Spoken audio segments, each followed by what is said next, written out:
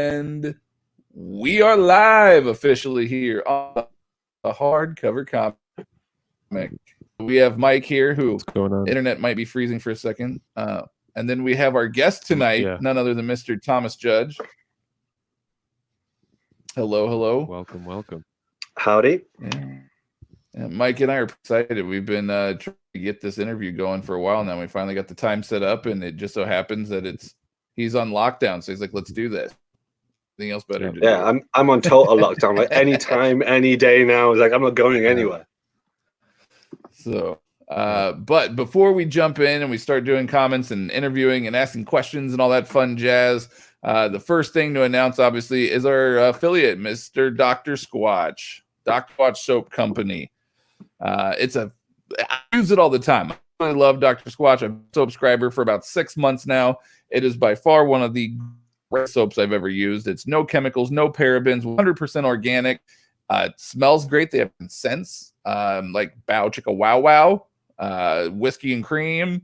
What was the other one that I had? It was like citrus IPA, I think is what it was called. And there's like sage and all this other stuff. But anyway, my wife likes the smell of it. She's like, "Oh, you smell really good." I'm like, "Yeah, like that soap." Yeah. So subscribe. It's inexpensive. It's cheap. They got really great deals. And if you use our link, which we will have in the description once the live show ends, you'll also be able to get free shipping for the life of your subscription, which is another awesome deal. So be sure to go ahead, click that link, subscribe, Dr. Squatch. They got some other really great deals too. Check them out. And also go find them on YouTube and Facebook and stuff. Their ads are absolutely hilarious, which is honestly how I discovered them to begin with. So yeah, Dr. Squatch. And then Mike, you want to talk about our Patreon? Yeah, well, so if you are interested, we do have a Patreon, patreon.com/the Hardcover Comic, where we are doing monthly giveaways. So basically at the end of every month, there's a little voting that goes up. Whatever book wins for voting is the book that, we pick up and do a giveaway for. So every dollar gets you a spot sort of in the lottery to win the book. So big shout out to our patrons. We got Matthew Rose. We got nogodsorkings.com. That's the AKA for Thomas Judge. So check out his website, nogodsorkings.com. Alex, Louis, Ati, Glenn, Sandman, Greg, Surf and Skate, Jeremy. You guys are awesome. Appreciate all the pledges. The first hardcover to get selected, Harleen, it's going to be going to a lucky winner. We still need to do the giveaway though, so. That's happening there. Patreon.com/the Hardcover Comic. All right. So this is something that we've been trying to get together now, like I said, for quite a while. We've been wanting to interview Thomas here because he has his own YouTube channel, which in our opinion does not have nearly enough subscribers. I would agree with that. So if you guys like what he says tonight, he discusses and stuff tonight, and a lot of it is going to be in regards to custom buys and a lot of the crazy things that he does some really awesome stuff. So be sure to go check it out. Is it I Am Thomas Judge? Is that the YouTube channel? Is it just Thomas Judge? The YouTube channel is Thomas Judge. My Twitter handle is I Am Thomas Judge. All right, so there you have it, folks. Go check it out. It's amazing stuff. He's got really great content. A lot of stuff where he talks about mapping things out. Lots of stuff where he discusses custom buys. Not finds like me and you, but we're talking about like legit oversized printed out custom buys, which is something me and Mike have never done. So we're super excited to have him on tonight. If you guys have any questions, please feel free to post them as well, and we'll be sure that we get all of your questions answered tonight to boot. So first up, man, how much does it cost to print? That's the question that's been burning my mind. If I had a penny for every time someone asked me. So basically, like you guys seem to have a sweet hookup. So Mike, I know you get things done at Houchin, and you've said like how much that costs just to get stuff bound. Where I go in the UK, comic binding and the comic scene is much more low key than it is in the States anyway. So where I go, just to get something bound would cost 3 times more than it costs you guys. So whereas it might cost you guys say $20 or something, it will cost me about 50 or 60 pounds. So that Witchblade one I was showing you before the live stream started. That cost about £80, and then blocking on top. So expensive stuff. Wow. In terms of getting something printed, so and I've got an example of that too, like getting an actual oversized omnibus size comic printed, you're looking at easily double the price of an omnibus at cover price. Wow. That could be worth it. It can be. It can be. So this is the thing. It's like, and sorry, the reason I'm saying like double relative to this or triple relative to that is obviously I'm in UK sterling. You guys are in American dollars, Canadian dollars. So I just want to give you a relative idea. Yeah. Would it help for your viewers for me to show them what I mean by custom printing? We'll expand the photo. Yeah, show it. Okay. Okay. So this is not custom printed. This is like a normal Flashpoint hardcover. So this is normal hardcover size. This is one that I made earlier. So if you put them next to each other, you can see that actually the Hulk one is larger. In fact, the Hulk one. So I'm trying to get used to the camera here. No, you're fine. I'm trying to remember how I blew up the screen for Mike last time. Oh, yeah. So the Hulk one is. Oh, nope, that's me. That's not what I want. That's not what I want. It's a reaction. There we go. There we go. Got it. I got it. We're good. Okay. Well, we won't stay in this too long because it's freaking me out. But yeah. So whereas this is normal size, and this, which I made myself, is oversized. So you put them together, what you'll see is that the one that I got made, the custom one, is actually larger. It's omnibus size. But that's not bound from other single issues. That was printed from scratch. So this one, if anyone recognizes the cover, is the gorgeous. Peter David. Yeah. So like, do you guys remember this cover? I think this is issue 454. This is when Andy Kubert joins the run. And I picked this one because I love the image. There we are. I love the image. But two, this took very minimal cleaning up to make like a printable image. I think I just got rid of the number here and then like a little blurb here, and that was it. It was just nice and crisp. And then I've got that cover there, which just on the spine, I came up with a title which says A World Without Heroes, because this is the Hulk run whilst most of the other Marvel heroes are in Heroes Reborn. And then on the back, I just did this as like a cutout of the scene where the Hulk sheds a tear. I don't know if you remember this from when, spoiler warning from 15 years ago, from when Betty Ross dies. And it says on the bottom here, contains Incredible Hulk 443, 446 to 467, which is when Peter David's run ends, and -1 at annual 97. So inside this comic here, what you'll see is, I think is that a Thunderbolts? There's the Thunderbolts. So this is the these are the issues which finished up Peter David's run. And in terms of sort of where this fits in, this doesn't exist as an omnibus at the moment. Like Marvel haven't made this. So Marvel recently released their Peter David omnibus, which takes us up to like, is it like 420, 430, something like that? Yeah, I think it's something like that. Something like that. So do you want to put the three of us back on screen because it's like, well, it's a bit much. So basically what I do is I get single issues, I scan them in, I develop like a single master file, which is a printable file. And then I take it to my guy and he prints it out omnibus size. I mean, you can print it out any size, but omnibus size, binds it, and then I design the dust jacket. And my dust jacket design skills, they're not as good as Mike's, but I'm getting better. I'm definitely getting better. So those are oversized comics, which are custom comics in like, I guess the purest sense of the term, because like every element of it is custom. So that doesn't exist anywhere else in that size anywhere. Yeah, no. I can see some comments coming in. So cool, people have seen that. So yeah. So what I do, I guess, to answer your question, Matt, is I have the file. I give it over to my guy, and then he'll print it, he'll bind it, he'll print the dust jacket and stuff. And yeah, it costs about double the price of an Omni. So your guy does everything then. He does the printing, he does the binding, he does all that. Yeah, so he'll do the printing, he'll do the binding, and he'll make the dust jacket. But I have to do all the digital stuff. So I have to design the dust jacket. Mm-hmm. I have to actually get him the file. So originally, like when I first met him, and we did a couple of other projects like the blocking projects and the Sin City, which I've got here as well. And after a little while, I was like, oh, I'm quite into comics. I want to get stuff bound. And we were talking about it. And I said that I really hated it when there's adverts in my comics, like in like single issues that I have. I don't like having adverts in them. That's kind of always put me off getting stuff bound. And he was like, well, why don't you just scan them in?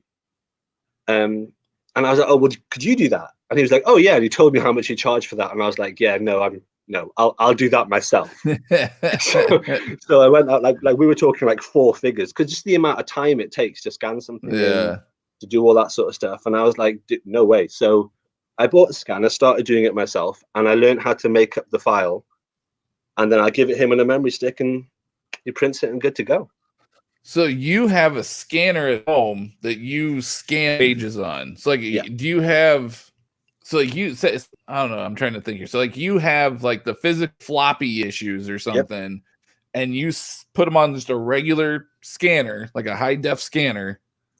So it's a little bit more brutal than that, I'm afraid. So for anyone watching in the comments or anything, there is some videos on my channel of me showing people how to do this, and people that watched it just lost their minds, because I get the comic and then you have to slice it apart, which I know you guys do for your binds, but you have to take the staples out, slice it apart, and then I scan each page individually on a high def scanner. Wow. Yeah, exactly.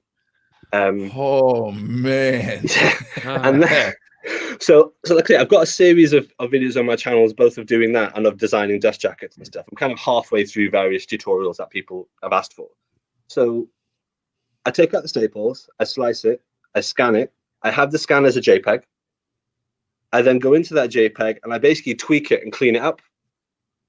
So I'm sure you guys remember, like in the late 90s, a lot of single issues, a lot of floppies would have these like little weird artifacts at the top, these little like green rectangles or things like that. Do you guys remember these? Yeah. Yep. Yeah. I bet there's people in the comments like, physical comic. What?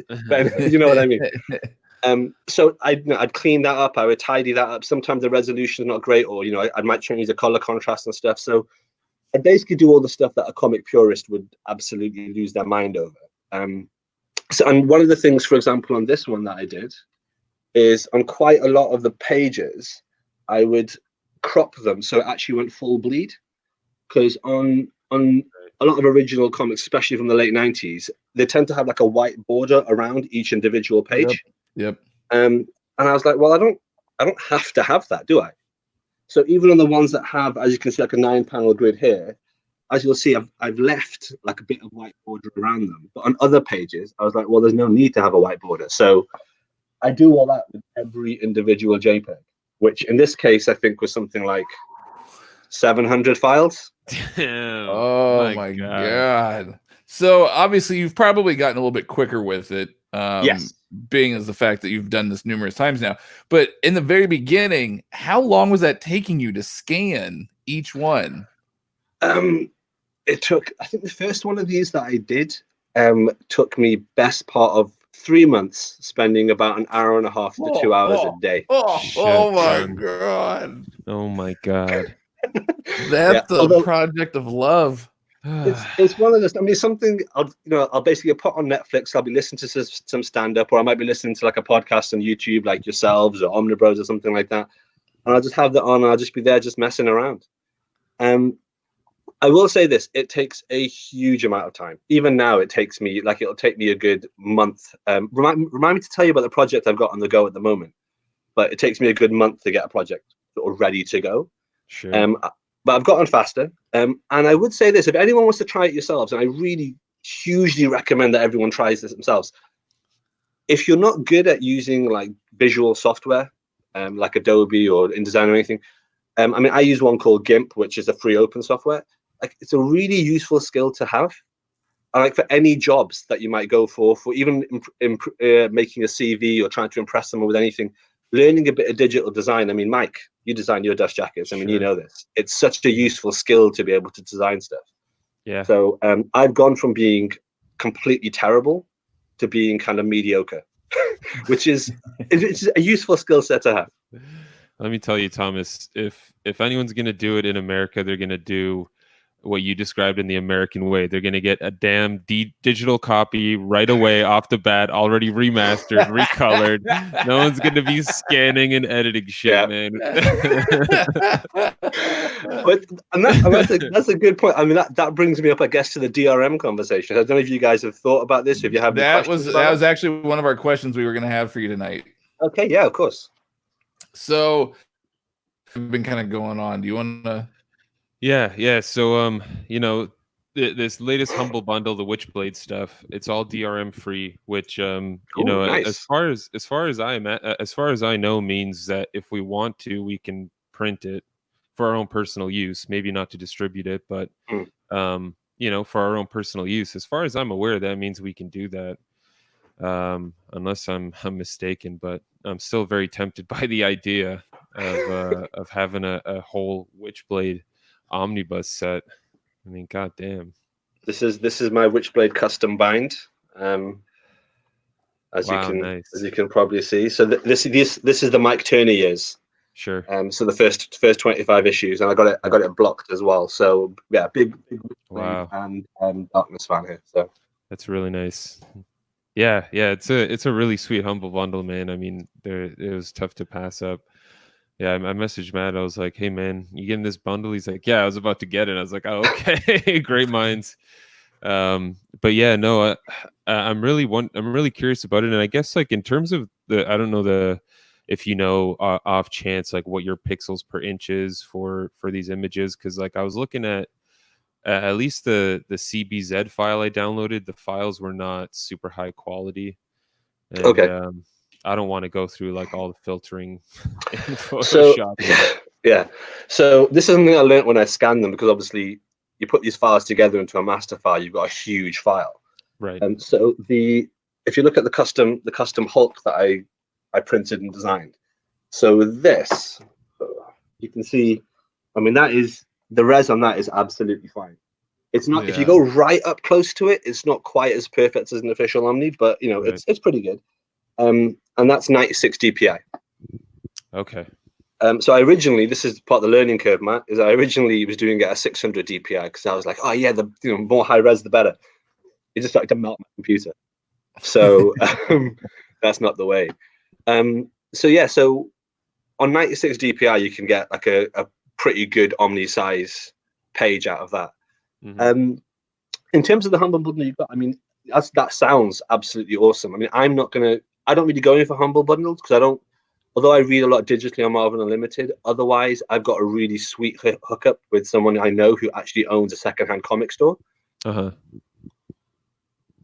I'll read them and then take them back, and he'll just like give me like 80% of my money back for them. So I'm just constantly cycling through floppies all the time. Oh, nice. Yeah, it's really sweet. So I mean, that's how I read the whole New 52. It cost me maybe like £300 to read all 3,500 comics. So that was pretty awesome. Damn.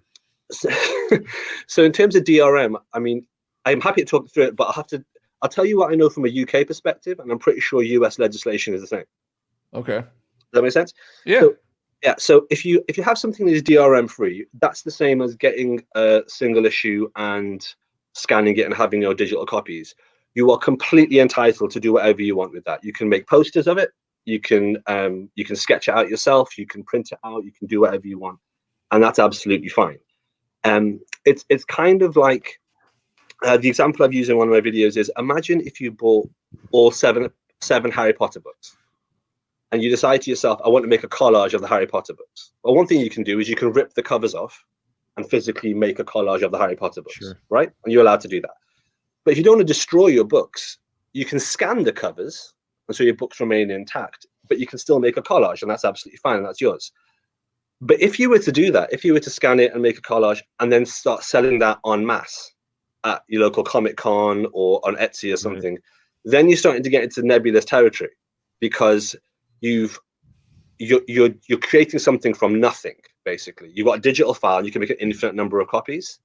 Right. Now, the reason, or the legal way you'd get away with that on something like Etsy, is if you physically bought the books, ripped the covers off, made a collage, and sent that out every single time, that's not a problem, because each time you're putting money in the pocket of the creator, because you're buying the physical thing. Right.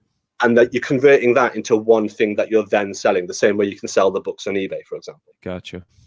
So if you convert that, or you consider that from like a comic point of view, if I have the physical comics, which I have, and then I slice them and I scan them and I have the file and I print them, that's absolutely fine, because that's for my use. I make one of them, I'm not selling it, and afterwards the files get deleted. I did have someone ask me once about my custom Flashpoint companion, and they were like, oh, well, they DM'd me privately, and they were like, can I have the file for the dust jacket and all this sort of stuff? And I was like, not really. I mean, I delete them afterwards because I don't want to get caught up in any gray areas here. So if you scan it, or if you have a DRM3 file and you print it out and you make one and it's your own, that's absolutely fine. Like that's just absolutely fine. Going on, yeah. So if, for example, you made a whole load of these and I printed out, say, 50 of these and I started selling them, that's a problem, because that's taking potential money out of Marvel's pocket, which they won't be happy with. Whereas if, for example, I had these as single issues and I bound them and then I sold them, I've had to go out and buy the single issues anyway. So that's still money in Marvel's pocket, and then I just converted it and sent it on.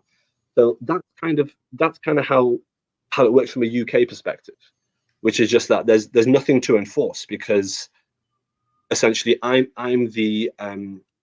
have good title. That's what you call it in the UK, good title, which is when you own one thing, and then I have good title of the second thing, and I'm not actually in any way damaging the profitability from the original creator. I'm not taking anything away from, say, J.K. Rowling. If I buy her books, shred the covers and sell them, she hasn't lost out because I bought her books.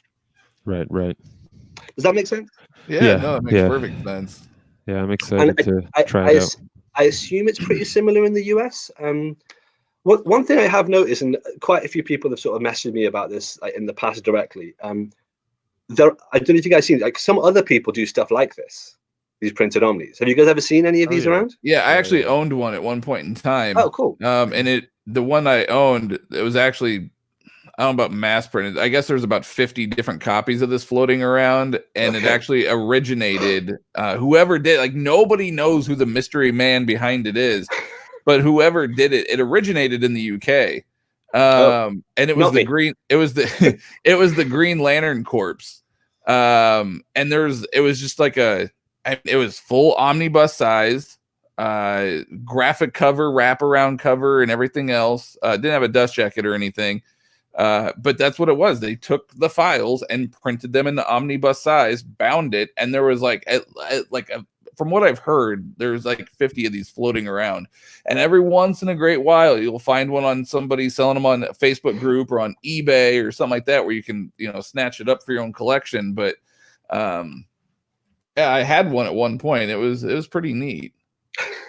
So this is the thing. So I gather there's a few of these floating around. So I know you guys speak to Gem Min, and you've seen Gem Min Collectibles. Yeah. So he's got quite a few of these. Like every now and again, he does a haul where he gets like 4 or 5 of these random sort of custom printed things. Yeah. So I do know other people do them, and it's because I originally saw one of them on eBay like 2 or 3 years ago, and I was like, "What the hell is this? I wonder how they did this." And then I just kind of worked it out myself. And other people have contacted me going, "Oh, do you have this Green Lantern Corps thing, or do you do this?" And it's like, I don't, and I'm pretty sure that my standard of doing them is probably way more time intensive and less cost effective than whoever's doing like running off 50 Green Lantern Corps. But I just do it by myself. But it does appear that other people have had the same idea and have kind of streamlined the process, but they're obviously staying off the radar. Yeah, and I'm selling it. I mean, that makes sense. Yeah, and I'm not 100% positive, but I think the ones that Gem has gotten, like I know recently he got Gambit and like a couple of others, and I want to say he got them from someone in the UK. I'm pretty sure. Like, there's something going on in the UK where people are like printing out custom Omnis. And it's because we have a lot of time over here. That's the thing. I think I'm pretty sure that either from someone in the UK or they like originated in the UK, if I understand. But yeah, I've heard that sort of stuff from a few people. Like I say, some people have contacted me thinking, "Oh, are you part of this? Can you get me X, Y, or Z?" And I'm like, I'm not getting you anything, because making something for me takes forever. Yeah. So it's probably your hookup though, man. Just saying. Yeah, it could be the guy. It could be the guy. He's taking your files and he's he's making that would kill me. That would kill me. Yeah. Yeah, no, that's pretty crazy. So, like with this Humble Bundle thing, like Mike, I know, like I downloaded the CBZ files as well, just because it was less memory on my computer and stuff you to can't store use them. those.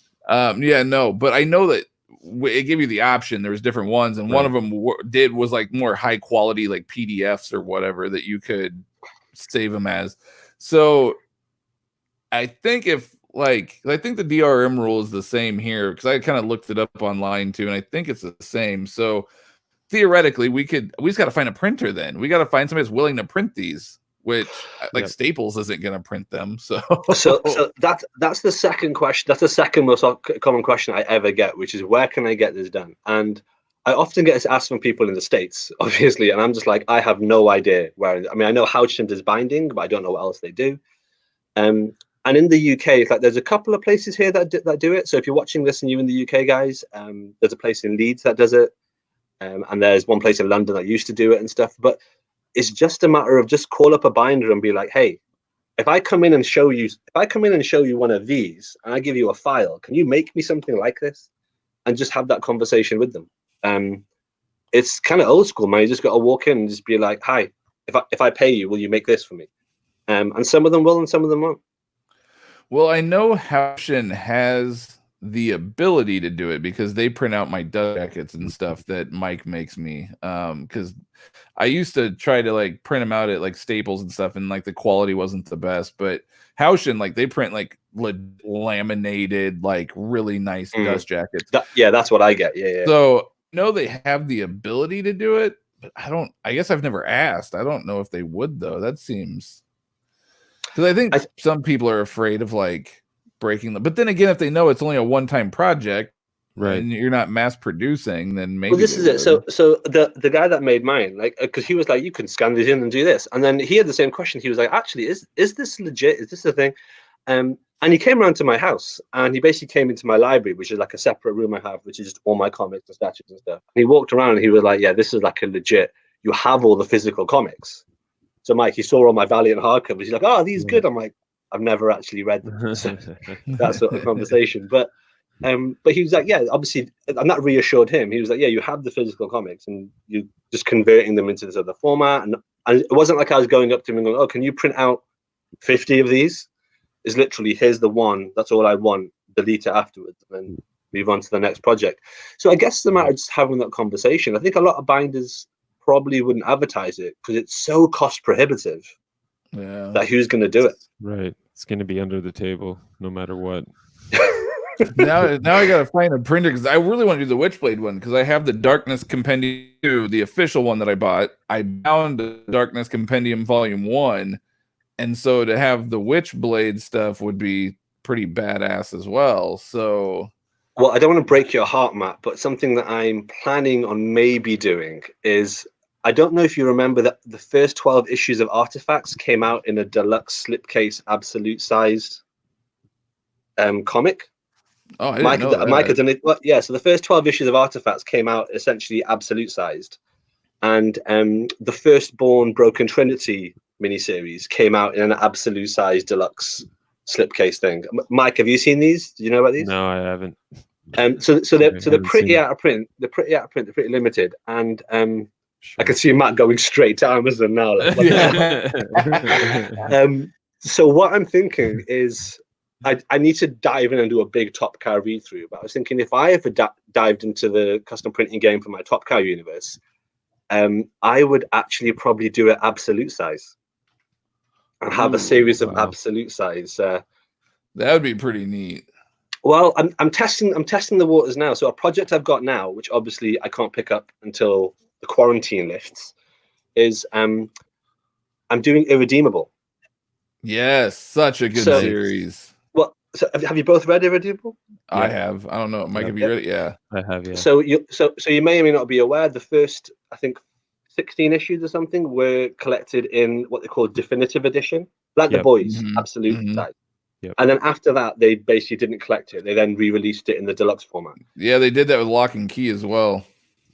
So like a punk, I bought the definitive edition, and now I've got all my trade paperbacks, and that's not good enough. So last year, I basically tore apart my trade paperbacks page by page, scanned them, messed around with them, added all the sort of filler pages, all the things you need to do, and I've now got that with someone to get an absolute size definitive irredeemable volume 2 with a slipcase, Nice. just to make it match. So fingers crossed that comes together.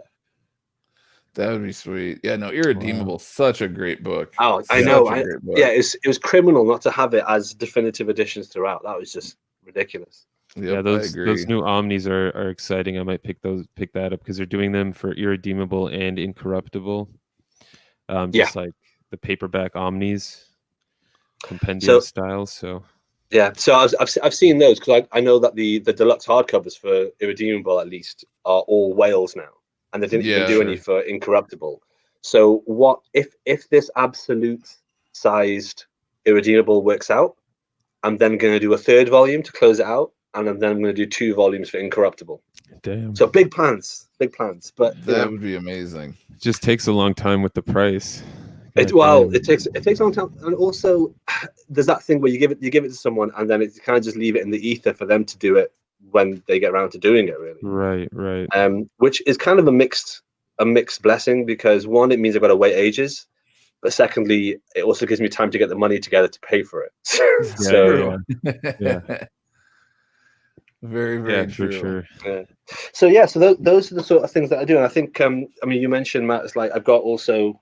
Yes. I do like, So what did you think of that video? Yeah, dude, it was amazing. So for those that aren't entirely sure of what we were talking about there, so I did my top 10 regrets of books that I sold video, and one of them were the Sin City library editions, the double deluxe box set library editions.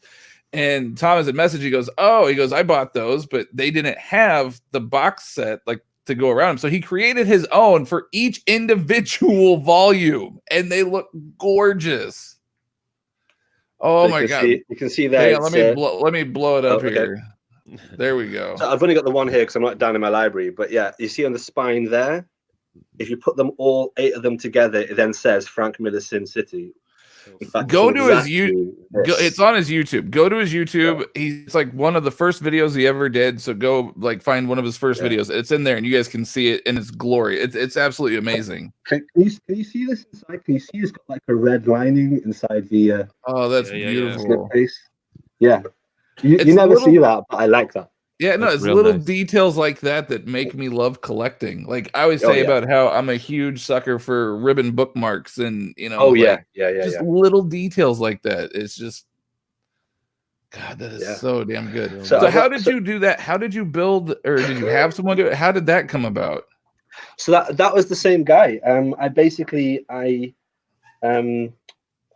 it happen? Well, long story short, I bought a graffiti edition comic. Have you guys ever bought one of the graffiti art editions? I've never bought one, but I've seen them. Yeah. So they're like 3 times the size of an absolute, right? Yeah. So I have one of those only, which is a Mike Turner one, because I'm as you can see, a huge Mike Turner fan. And it is the pride of my collection, to the extent that I don't let people breathe near it. So I was like, what I want for this is a slipcase.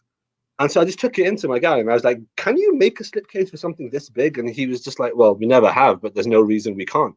So this is what I mean. It's like, if you ask, then you find out what people are doing. And he was like, well, we never have, so I'll give it a try. So he goes off and he makes one. And I come to pick it up, and he goes, yeah, I made one, but because it's this big, actually part of it broke on the machine because I put it in the wrong place, and I didn't realize the machine did this. So he threw that away, made another one, and then that was it. And so I had and we're talking huge. It's literally 3 times the size of this. It is massive. And that was the first slipcase that he'd ever made. And he was like, yeah, we've never been asked to do these before, so I'll do this. And that was great. And then after he did that, I was like, I've just bought these 8 Sin Cities. Could you do 8 of them? And he was like, oh, they're smaller. That's fine. That's not a problem. And I was like, could you maybe block the front? I'm sure you guys know, kind of expensive. But he was like, yeah, it'll be the same thing on each one of the 8 fronts. That's fine. Mm-hmm. And then I was like, could you do it on the spine so it all matches. And he sort of looked at me and he was like, we've never done anything like that. I'm like, it's not a no though, is it? So he sort of went in the back and sort of chatted to the guys there, and he was like, we're going to give this a try. I gave it him, and it took him 7 months to work out how to do it. Oh, wow. Which was fine because it took me 7 months to save up to pay for it. Yeah. So there were 8 of these slipcases, all in one matching set, and you're going to ask me how much it cost. Each one was maybe 2/3 the cost of an Omni. Oh, wow. Just for a slipcase. So you're talking like, I don't know, maybe like $75 USD or something like that per slipcase, give or take. I guess. I mean, maybe a little bit less, maybe 60 to 70. Sorry, if anyone's watching and you're wondering why I'm being like, oh, half the cost of an Omni or this and that, because stuff costs very differently in the UK and the US. Yeah. We also don't have IST. So everything we buy, everything we buy is cover price. Mike doesn't have IST either, so he knows the pain.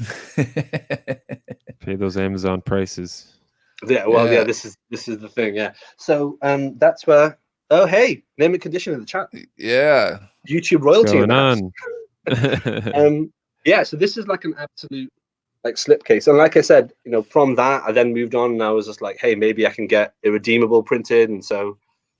It'll be. I mean, I'll let you guys know how that goes on. But Matt, if you're tempted to go down the Top Cow printing route, I am, especially with the DRMs. Now that I own them, I paid for them. I paid, I even gave a little bit extra money to Humble Bundle because I was like, this is too good of a deal. So I gave them even more. But now that I have them in DRM, I'm like, I do. I definitely want to see if I can find someone to print those and go down that road. I want to say Haushin might be able to make slip cases. I want to say I've seen that advertised either by Haushin or Omaha Bound Entertainment. I don't remember which, but I want to say one of them can do cases. It's a funny one. Like when I walked in and spoke to my guy, he was like, yeah, we can do something that big. We can make a one-off. And then after a while, he's like, oh, we'll make more. And then now that they do it, they advertise it, or the people that he's worked with have advertised it. And apparently a lot of people are like, oh, hey, yeah, we want slipcases. And so now they've just started doing more of them. It's just a case of walk in, speak to someone and go, I have one of these. Can you make one of these? And just see what they do. Anything's possible with money and time. That's true, especially with money. That's especially with money. Yeah, I mean, think about like our jobs. If someone came up to you and said, like, can you do this? And you'd be like, I don't know, I guess. And you'll just try and work it out. And if they're not willing to sort of discuss it with you or cooperate with you, then screw them. Yeah. No, that's amazing, man. That's Sin City, though. Seriously, really, you guys, if you guys are curious about that at all, go find that YouTube video that he has posted. It was glorious. I watched it and I was like, oh my god, that is so beautiful. Yeah. Among the 10 times better than the official release. Oh yeah. It's one of the prides of my collection. I've got a couple of things at the pride of my collection, and this set is one of them. So yeah, wow. It's real nice. Yeah, no, those are absolutely amazing. So we got kind of a lot of comments here going on. So we'll just start at the beginning here and just kind of jump on. Mike, do you have any other questions before we did? Well, I guess what do you have? Do you have any projects you have in the works right now aside from the irredeemable? So I've got the absolute irredeemable in the works. I've actually just had a new dust jacket made for one of my Elephant Men hardcovers because I had to have it converted into a hardcover. Nice. And I'm currently working on just a couple of other. I normally have 2 or 3 different things on the go because it sort of depends on what I'm in the mood to be doing in terms of, am I in the mood to be scanning? Am I in the mood to be messing around on something like GIMP, which is like a software to clean these things up. So hang on, let me just see. What am I working on now?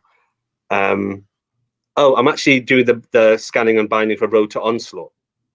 So I want to make 2 omnibuses as a rotor. I can see you both looking at me like, who gives a fuck about Onslaught? I'm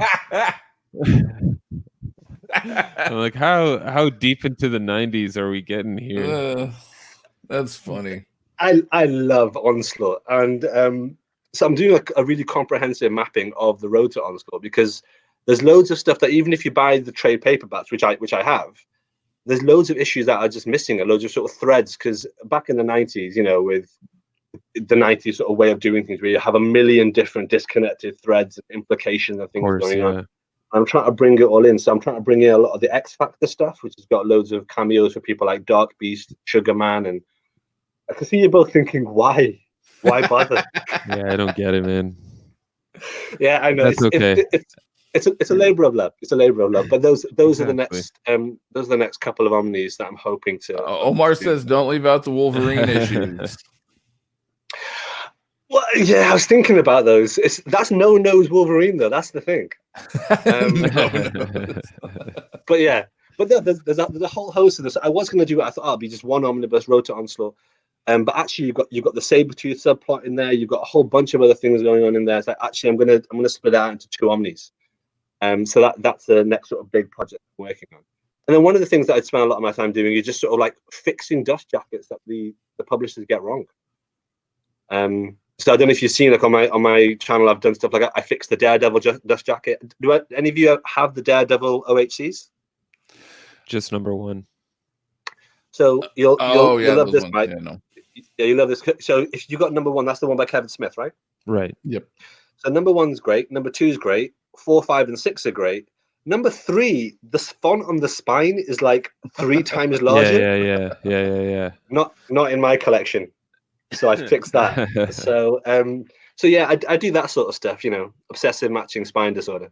Man, those are the roughest. When someone comes up to me and says, "Can you recreate this dust jacket because mine has a rip in the corner?"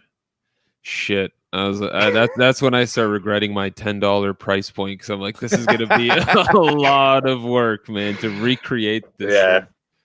thing. I'm quite lucky with that, because for that one and for some other ones that I've had to have things fixed, I've basically just given it into my guy and been like, can you just change that one bit? And he'll just scan it and just tweak it, and he'll just So I do stuff like that. And what else do I? Oh, I might need to talk to your guy. I know it's going to cost me an arm and a leg for shipping alone, but it might be worth it if I can't find anybody here. An arm and a leg, to say the least. Yeah, that's the thing. Yeah. And then I got my trade paperback of Catwoman made into a hardcover, and then I designed my own dust jacket for that as well. So just that kind of fixing things that I think need to be fixed, really. Can I see that Witchblade one more time? I want to. Yeah. I'm just curious about, because it looked different than most. Okay. Like the cover and stuff. Like, is that like almost like a is it just red or is it marbling? I can't really tell if it's. Sorry, it's red. It's not a standard buckram. It's got like a faux leather kind of look to it. Okay. And then this, which they did this I drew. Stamp. This is it's a foil stamp. I drew this myself, but it's obviously the Witchblade logo. And then that is just the Witchblade logo again, saying Michael Turner's. And then if you look at the spine there, sewn spine. And then it has, what does it have here? Yeah, it has this as the end leaves. Ooh. Which was nice. Man, that looks sexy. And then, sorry, just showing you upside down for the hell of it. And then it's just got all the, so this itself was actually bound from the different trades. I think it was 4 trades. So there's no adverts in this, which is why I got it bound. And I was like, yeah, why the hell not? I don't know if you guys... Obviously, you can see I'm kind of a 90s fan as much as anything else. I've got his Fathom, which was the Dynamic Forces limited edition. They only made 750 of them. And that's a similar format. It's like in a blue faux leather. And it's got like the Aspen logo, which was from Fathom, just die stamped on the front. And I had that. And I was like, I wish my Witchblade looked like that. So I went off and got this made. No, that looks gorgeous, man. Wow. That was actually my very first ever custom anything. I think Herring and Robinson can do something very similar. I know they can do like the foil stamping and stuff, because they did it on the spine of my Superboy. They foil stamped the Superman logo and stuff onto the spine, and I know they can do front stuff too. It's like an extra $10 for those interested. They go through Herring and Robinson. Oh, that's so cheap! Oh my god! Yeah, do you know how much it cost me to get anything foil stamped? Oh, you don't even want to know. Let me re-explain. If you had to draw it yourself, so like you said that you had to draw out that logo yourself. If you had to draw it out yourself, it's gonna cost more for the initial one, because they have to create the stamp. Exactly. But they have a huge catalog of stamps that they've done over the years that you can just use, and that you don't have to pay for a new stamp. Yeah. But if you do have to pay for a new stamp, the initial cost is like $75 maybe. Yeah. So that's what I had with the Sin City. Like the Sin City logo was quite expensive, but then because that was printed on 8 of the slipcases, that then sort of thinned out. But then Yep. doing the ones for the 8 spines were all unique slices of the Yes, logo. that would be Which- expensive. Yeah. Oh, that hurts Wow. my soul thinking about the price. So, Oh, so someone's asking, do I make table of content pages for my books? I don't, because I don't have. Firstly, I don't have that level of kind of skill yet in terms of making table of contents pages, and secondly, I don't really use them when I read. I know a lot of people went kind of crazy when it came to Blackest Night, and they were like, "Oh, there's not a table of contents." And I totally get that, but for me, it's like once I get past the first 3 or 4 pages, I don't think I've ever got halfway through a comic and then been like, "What am I?" and then gone back to the beginning and checked. Like I've just kind of read it as a single story. yeah. Totally a personal choice, but for me, it's like it would be yet more time and design effort. Yeah. The only time I've ever used a table of contents is sometimes what DC will do is they'll split up each issue with the cover, so you know when you're reading a new issue, but the cover won't say who it's written or drawn by, so you have to go to the table of contents because you're like, dude, this artwork's amazing. Who is drawing this? That's the only time ever I've used a table of contents. So that's exactly what I do, actually. So even in my custom omnis, something I'm very keen to do is I have the cover for whatever the issue is, and I always have it on the right hand side. Yeah. And then what I do is I have what I call a filler page, which in this case is just green because it's the Hulk, obviously. And so that's genius. I love that. Yeah, it's a good move. And then every issue I have starting on the right hand side again. So I did a custom, I guess, omnibus at OHC of Sentinel. Do you remember Sentinel by Sean McKeever? I don't know if I remember that one. You guys are thinking, I'm like, sorry. why is this guy into these weird comics? Like, what the? No, Do I whatever you wanna love do, dude. crazy weird ass comics. Do whatever you want to do, man. We So- might be so- missing out on some great books. That's it. Sentinel is great. It was part of like a youth adult imprint for Marvel. It's about essentially the Iron Giant. It's some kid finds a broken Sentinel in his backyard, essentially. Near mint And- seems enough. Yeah, it's dude, it is genuinely awesome. You should read Sure. it. It's really good. And basically I had that done, and with that on the filler pages, what I actually did is I sort of did like a wireframe sort of like translucent image of the Sentinel as the filler page, because you know sometimes when you're going through omnis, it'll have like a big X as the filler page or whatever it might be. Yep. So I've started to learn how to sort of mess it up a bit and sort of do something a little bit different. Again, guys, anyone watching, there's videos for every single one of these on my channel. Almost every single one of these. That's true. He goes in depth. Yeah. So I've actually just bought a camera setup for a Skyview. So when I get that irredeemable, we'll be doing a full-on Skyview flip through the whole thing. So that'll be nice. Very nice. That's nice. Mike recently bought. I need to, but yeah, Mike recently bought one too. He got tired of trying to like put it on a chair, like bend over sideways and play Twister, trying to get. Yeah. it. Oh yeah. Dude, tell me about it. It's still a game, man. It's still a game. I So- need to. Yeah. So that's kind of the stuff that I do. Well, it's one of the things I do on my channel. Right. Yeah, man. And then you do like these crazy mappings where Let's not say crazy. Let's say enthusiastic. Did you see the DC?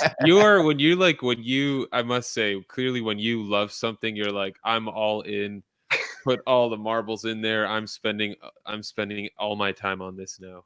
Which is awesome because you're making amazing books. Like those are yes. You know, Thank you. I'm at a quantity sort of production level now, so I'm like, here, just make sure the text is right on the spine, and then even when they fuck it up, I'm like, oh, I don't know if I'm gonna bother getting them to correct this misspelling of Kibblesmith's last name.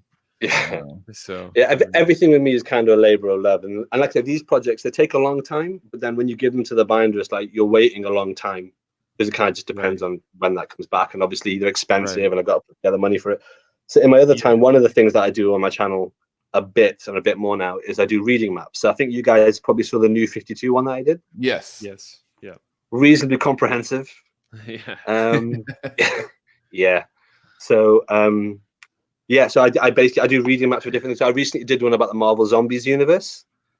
And yeah, I'm just kind of putting things together. So I tend to read things in closed universes. So Matt, again, I mean, you've got this Witchblade Humble Bundle. I've actually got almost all Witchblade, Darkness, Angelus and stuff in single issues from my guy. And I'm basically building up like a like a long or 2 long boxes full of them, and I'm planning on doing a big read through. And when I do, I'll probably do a map for it and say this is where they all kind of fit in, because That's nice, because I've been trying to, because with that bundle, I mean, it's literally got every Witchblade. It has Angelus, it has Lady Magdalena, it has like all 200-ish issues, it has all the artifacts, it has everything. Yep. And I was looking at it going, how the fuck do I read this? Like, I don't know what order these go in. So I was trying to like look online last night, and some stuff was referencing, well, read Darkness 9 and 10 here. And I'm like, well, whatever. I got the dark. Like, how do I put these in order to read these? And I think I have it figured out for the most part. But yeah, no, that would be amazing. I know, like myself, I would love something like that. I mean that won't be for a few months yet, but that is definitely something I'm fine. It'll be a little while before I get through that. But it's also one of the things, like with the new 52, like I'd always see in comment sections and like on streams people saying, oh, have you got, where should I start this in the new 52? Have you got any ideas about reading Superman the new 52? And I was like, why is there not one of these? And so one of the things that I always look to do on my channel is I only want to do stuff that other people haven't done. So you won't see me doing reviews of comics, for example. I mean, I know you guys do like your weekly hauls, and you do haul videos, and you do your single issue reviews and stuff. It's like everyone else does that way better than I do. So there's no point in they me do it better than we do too. We just like doing it. Hey, I like your style. I like your style with the solicits and everything else that you do. So it's always good to get another viewpoint. But from my point of view, I'm like, I don't want to do like a reading list or recommendation of something that other people have got on the channel. Whereas with stuff like the reading maps for the new 52, or like, there is no reading map for the Top Cow universe, and there is no reading map for the Wildstorm universe, which I'm also working on. And it's like, yeah, I mean, why not just make one? I can't wait for the day you design a 90s bookshelf where each omnibus goes into a pouch.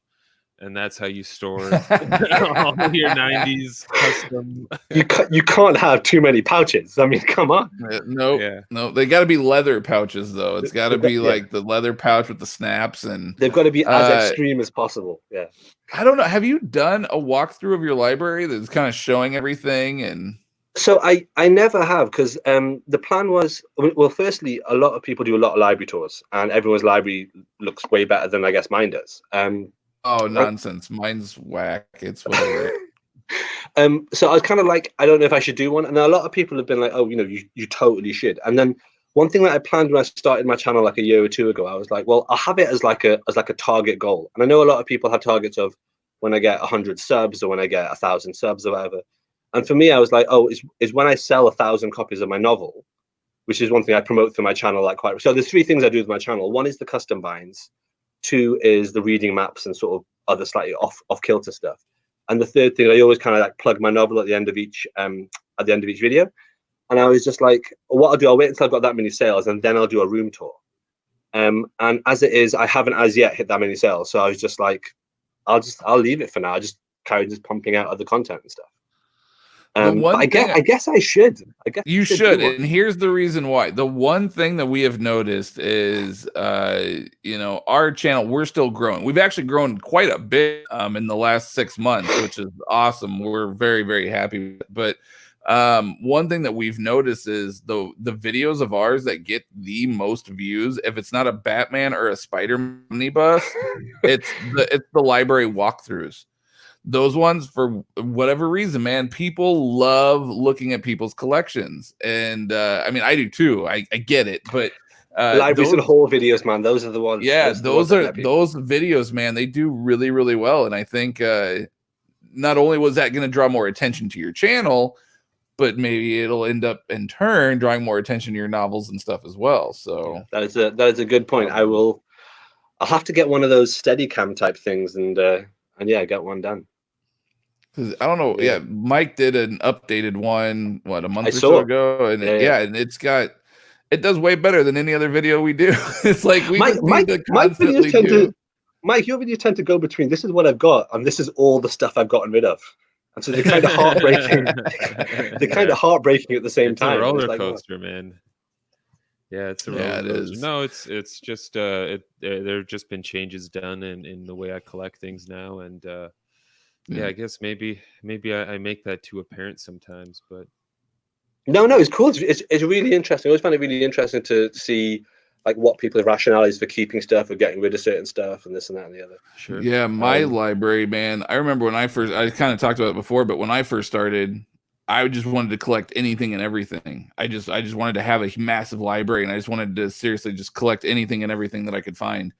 And I did, and I had like within 3-4 months, I had this massive library of books that I never read. I was trying to read, but I didn't have time to read.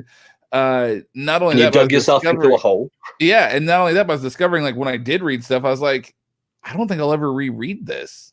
Like either I didn't like it or I did, but it was nothing I was ever going to reread again. So there's just all these different things, and I got to the point because initially I liked doing those kind of haul videos and those things because I see everybody else doing them, you know, and I'm like, holy shit, like I want to be like them. And then I got to the point I'm like, that's not realistic for me. You know, and it's not something that I'm doing, and especially when I had 2 more kids after that. I had 2 at the time, and now I got 2 more. So I was like, man, I gotta figure out what it is that I actually want to collect, things I'm actually gonna reread. And I have to realize like nobody's gonna care about what my library looks like but me. Like it's my library, you know. So like, why am I trying to impress other people? And that's sort of the mindset that I had to get myself out of. Because I wanted to have these massive things and be like, look at me. And then I was like, it's pointless, man. Like, started collecting kids. Yeah, I started collecting children.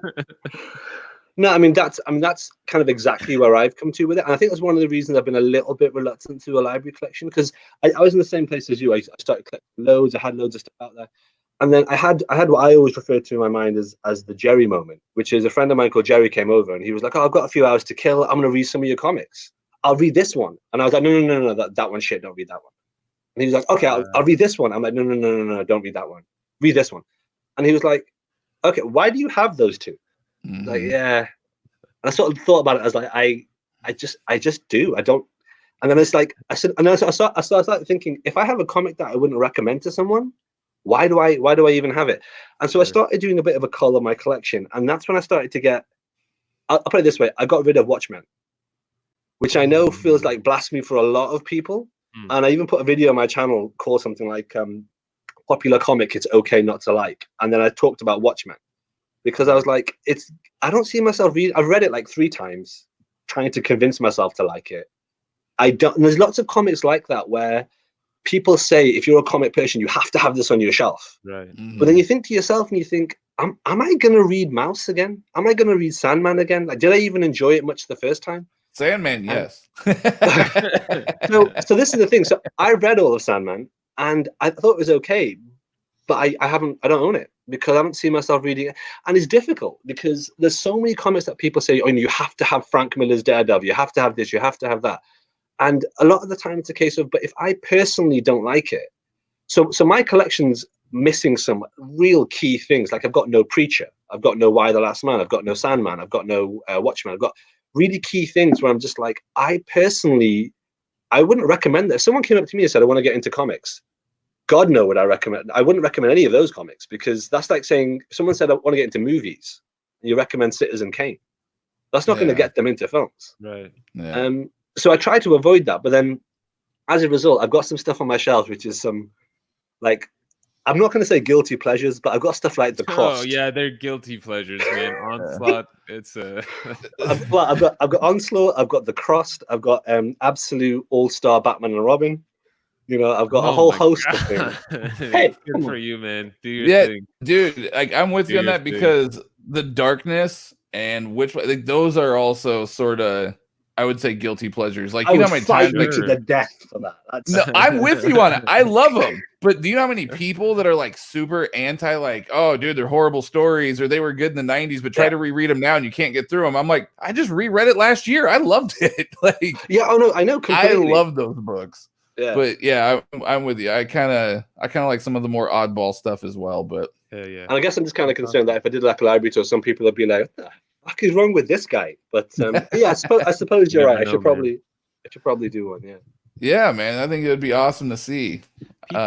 People get pulled towards certain kinds of like energies that people give out, and you clearly have a passion for like the books you have. So I mean, Yeah. especially considering they are different and you give a huge amount of shit about those books.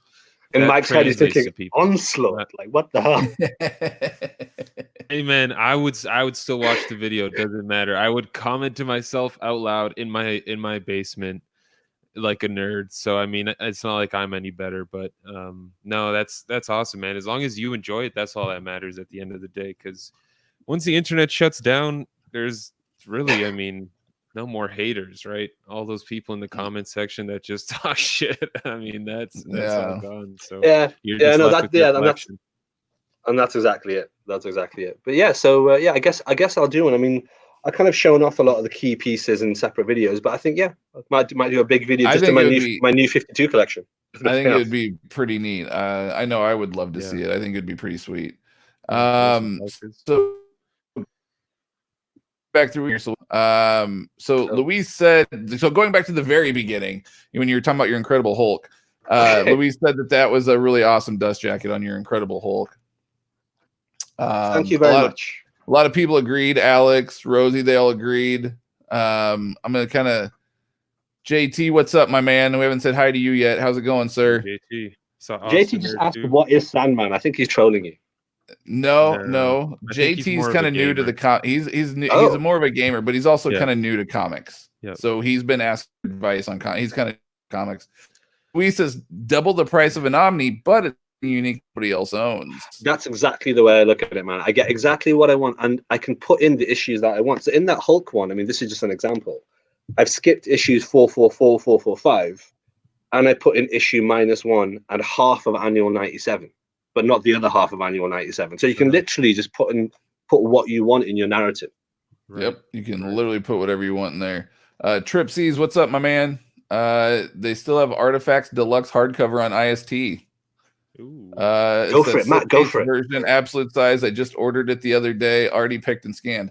Sweet. I'm gonna have to look into that because all my books are getting delayed this month because Diamond. So I have nothing to buy. How do you go about making a slipcase? Hopefully he explained that one later on. Yep. I just found out about I just found and bought all the definitive Irredeemable 2 weeks ago for $175. That's Cool. not bad. Yeah. I'm pretty excited to dig into that, kind of pass it all up. Irredeemable is great. I love that book. Holy crap, that book Really is amazing. Good. Yeah. Omar says, I'd love to see more custom slipcases. Wouldn't we They're all? pricey. Yeah, I know. I'm gonna have to there are plans. They are pricey, but there are plans. I'm gonna have to look into that and see if it's Haushin or Omaha Bound Entertainment that does them. I swear one of them does. Oh, he meant the premiere edition, not the definitive edition. I was going to say that because definitive is the absolute size. So yeah, he was referring to the premiere edition. Triple C's collectibles. Keep an eye on my channel. At some point, when the quarantine lifts and I get that back, I'll do a thing on my channel about making your own definitive edition. Going back to Onslaught, Rosie was asking about opinion, and Omar says, "I know he's crazy, and that's why I love him." Love you too, Omar. Thank you very much. Let's see here. Going down, there's some table of contents. We discussed that one. Omar agrees that Witchblade looks so damn good. I kind of regret not getting it in oversized now, but yeah. Dude, I don't care. That if you ever switch, I'll buy that one off you. That thing is gorgeous. Have it as a Patreon giveaway. Do it, yeah. Omar says that we need to read Sentinel. He said it's similar to like Iron Giant. Yeah, it's really cool. It's I mean, it's a kids thing, but it's great. You know, wholesome. Rosie, did you say you are using? Yeah, he said was it GIMP? Is that what you're using? Yeah. So, if you guys are familiar with GIMP, it's basically like a free version of InDesign, essentially, like Adobe, like a free version of that.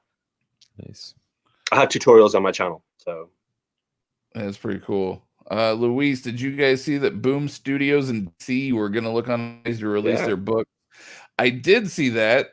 One thing I saw that was actually really cool is TKO, a new indie company with a lot of big names. They said that what they're going to do is if you buy through their website, they're going to take 50% of all sales. I heard this. And they're going to give it to the local shop that you selected because, like, as if you were buying it from the shop, they're going to still give the shop 50% of the cut off the cover price. So as long as your local shop is listed in like this drop down or what have you, then your shop will still get money if you buy any TKO books, which I thought was pretty sweet. It's really cool. Yeah. I don't know what everybody else is going to do, because I know people are saying that, digital direct is not the way to go. So I'm not sure. Yeah. I'm not sure how they're going to go about doing it yet, but I'm kind of hopeful that they do at least a little for. Well, I was really excited to pick up the Wolverine reprint, and that one got pushed. And then I was really excited to get Hellblazer. I was super excited for Hellblazer, and that one's getting pushed. And then Postal Deluxe, I really wanted that one. So I'm like, I really hope some of these other companies that don't go through Diamond still get those. It's a funny one. I have kind of mixed feelings about it being in the UK. I don't know how many of you are in the UK, but the LCS scene in the UK is fucking terrible, dude. Like it's so bad. Like it's hard to muster up sympathy for LCS. At least, and I know that's horrible. Like I live in the capital city. Are they similar to? Sorry? Are they similar to like Diamond or? They use Diamond. So Diamond's the sole distributor, even in the UK as well. So Diamond still has the monopoly. But the LCS themselves, like, it's really hard to muster up much enthusiasm. LCS, sorry, I didn't. Yeah, I got you. LCS, yes. Oh yeah, So it's hard to muster up much enthusiasm because, like, I live in the capital city, and there are 2 LCS in this city.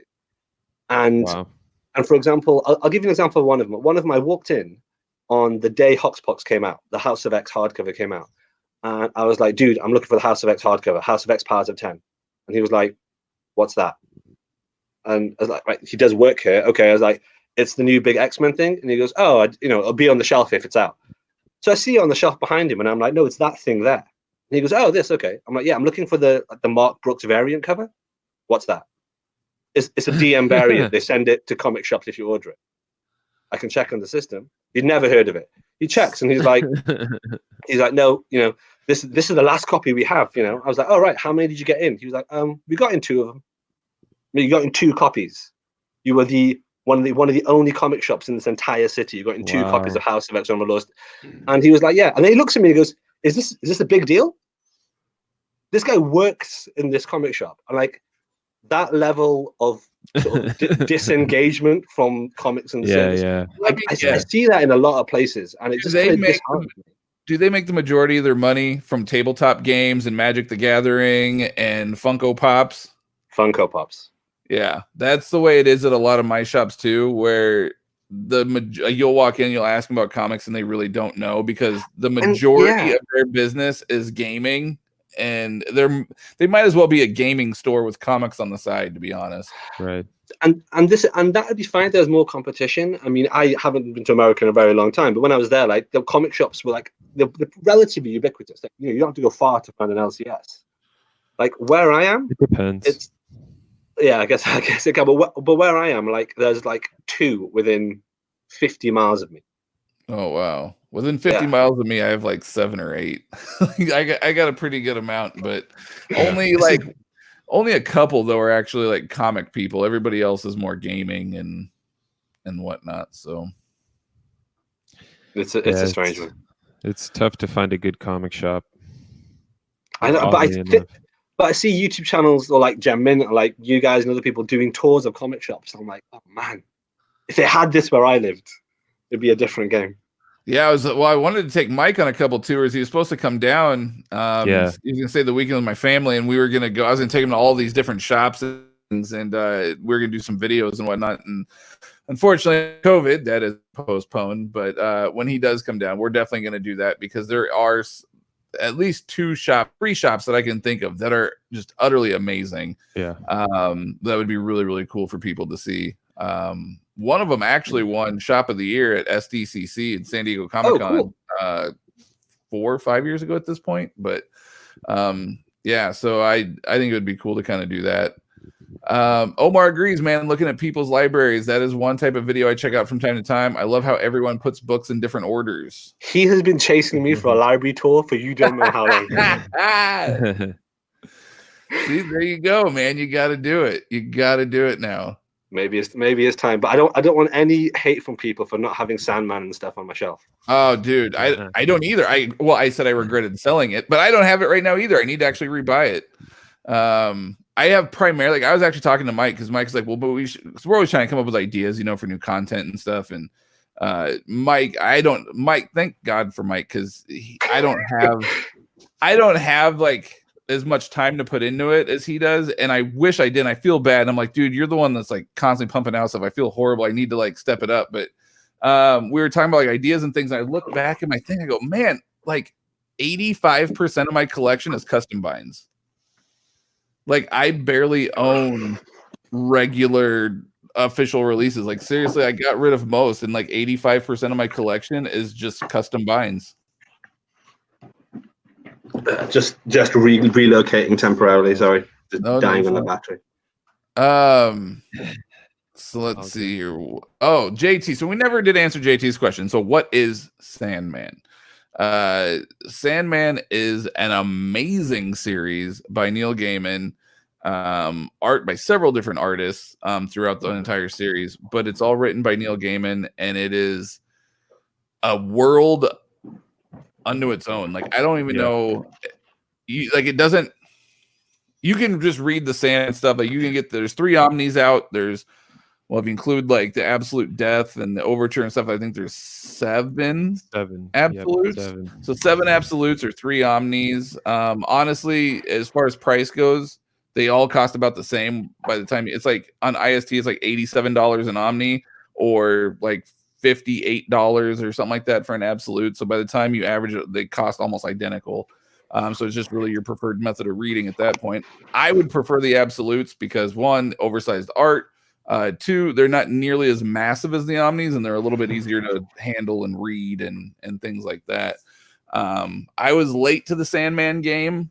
I'd always heard about it. I didn't know much about it. And then I got it. I think Mike was telling me, oh, you got to read this a few years back. And I started to read it. Yeah, I started to read it and I was like, holy crap, this is utterly amazing, man. Like, this is so good. It's a book that I don't think I would have liked reading digitally, though. Like I've always said, there's some books that read really, really well physically and not digitally. And then there's some books you can read digitally and still get away with it and still really good. Sandman, I feel like, is not a book that would read well digitally. Kind of like what I've been telling Mike with X-Men. He's finally starting to get back into it because of Omar. But X-Men, I loved it physically, but it's not really a book that I could read digitally. There's just certain books that you have to physically have in your hands, and I would say Sandman is one of those to really appreciate it. So on that note, because I don't want to get a reputation for bagging on things like Sandman, I would say you should definitely, so JT Game, if you haven't read Sandman, you should definitely read Sandman. But what I would say is try and borrow it and get it from a library first, because it's not for everyone, and it's quite an intense, very wordy literary read. It is very wordy. If it's the first thing that you're into reading. I mean, if like me, you're into 90s comics and you read Avengers and things like that, Sandman may not be for you. It's definitely something I think everyone should read and make up their own mind on. But I think something I want to try and stress on my channel is you shouldn't feel pressured to read it and then get sucked into the hype. It's like, definitely read it because everyone talks about it. Yes. Yeah. But yeah. No, I agree. It's definitely worth checking out, but it's not going to be for everyone. And that's one of the funny things about the 90s is like on one side of the spectrum, you had this incredibly dense literary story happening with Sandman, and then over with like the Image and Marvel stuff you had. I mean, there was Rob Liefeld and Extreme Comics. They're pretty dense, I will say. Like reading Wildcats, there's a lot of dialogue and inner monologue and stuff, but it's all nonsense or like the same thing repeated 3 or 4 different times, said in a different way. Oh, we're gonna die. We're not gonna make it out of this one. We got to figure out a way to get out of this thing. And it's like, that. So it's kind of interesting how both those things were happening at the same time on like kind of separate sides of the spectrum. What I always found about Sandman, and this I found about Neil Gaiman, is Neil Gaiman is an excellent prose writer. So he's written like several prose novels, and they're really, really good. But the shorter his fiction is, the better it is. His short stories are exceptional. His longer books, for me personally, didn't land as well. But one of the telling things about Sandman is if you go on a website that just has lots of quotes of things, you can read any Sandman quote, and it's phenomenal. It resonates, it's powerful, it's poetic, it's brilliant. If you're going to read random quotes from Wildcats, that's not going to be great. So on that basis, Sandman is like it has all the profundity and all the stuff that should come together into an amazing literary work. Maybe it's just over my head, because when I read various quotes or I hear various things, I'm like, damn, this is deep. Yeah. Yeah, no, there's different times I've had to reread stuff in Sandman before it really clicked. Because it is definitely it's a smart person's book. It's like it definitely makes you think. It definitely is it's not like something that you can just like read an Avengers book and flip through it in 5 minutes and you're done with that issue.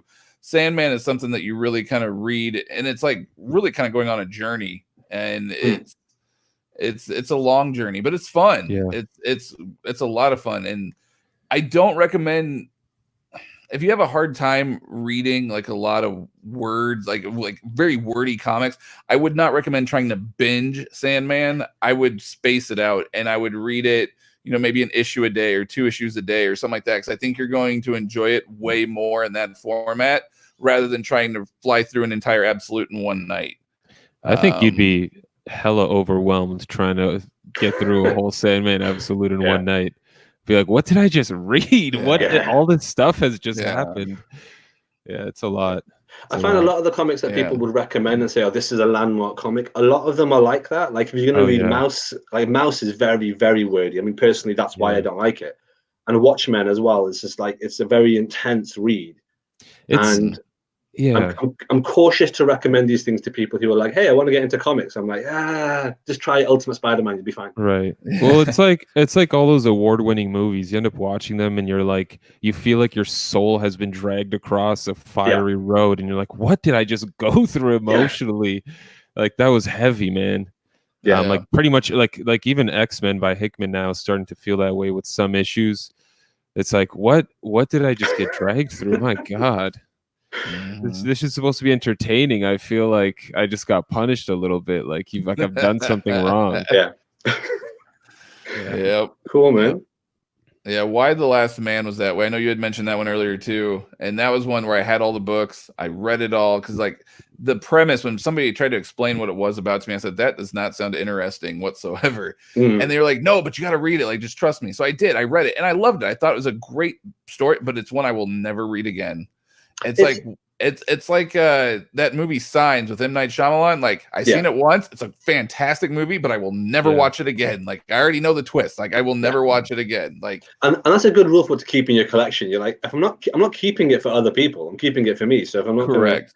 And I remember Why the Last Man. I mean, I read it. I thought it was okay, but I have heard recently there's been quite a lot of scrutiny in it from a sort of a 2020, I guess, woke filter or whatever you want to call it, where people have said, I know it was meant to be progressive at the time it was written and released, but now it feels clunky and the gender politics feels quite forced and contrived and is not as good as. And I find that really interesting because what I always think is it wasn't written for you. It wasn't written for 2020 Matt and 2020 Mike. It was written for 2003 Matt and 2003 Mike. And you have to take it in that context. So I think people that maybe come to it now would have to keep that in mind. Like for its time, it was so forward thinking. Bagging on it now is a different, but anyway, I see different things and people complaining about different things, I guess. But it's an interesting read. And Mike, that's a good word of advice for you too when you're reading this X-Men. You're reading 1970s X-Men. Like you got to remember for sure. You got to remember when it was written. Do you know how open my mind was going into Volume 1 of Superman by Brian Michael Bendis? Do you know how much I had to push aside? I was like, forget the past 80 years of Superman because it doesn't matter right now. Right now, you're reading Bendis's fucking take on this thing, and you got to figure it out as it goes on. Because he like scraps, like Kandor's destroyed within his first arc. The Fortress of Solitude is destroyed and relocated. This stuff, like he just has to change all this shit, and you just have to take it. I have all of Rebirth, but I haven't bought Bendis' stuff yet because I kind of think, bother. And Bendis, I know at Marvel, a lot of what he would do, they would just like as soon as he was done, they'd just go, Control Z, undo. Okay, back to what it was before. Bendis is a really funny one. I mean, I'm thinking of doing a YouTube video on it, but I don't know if it'd be too academic or people wouldn't be interested. But Bendis' entire career at Marvel from like 2000, once he came out of the Ultimate Universe, from 2005 till about 2013, his entire career was decompressing 5 Chris Claremont issues. So I don't know if you remember X-Men the 12, where, spoiler warning, obviously, where Wolverine is temporarily replaced by a Skrull. And then just subsequent to X-Men the 12, there's a 3-issue arc called Powerless, where all the mutants in the world lose their powers. Okay. And that's basically the whole of Secret Invasion and the whole of the House of M arc.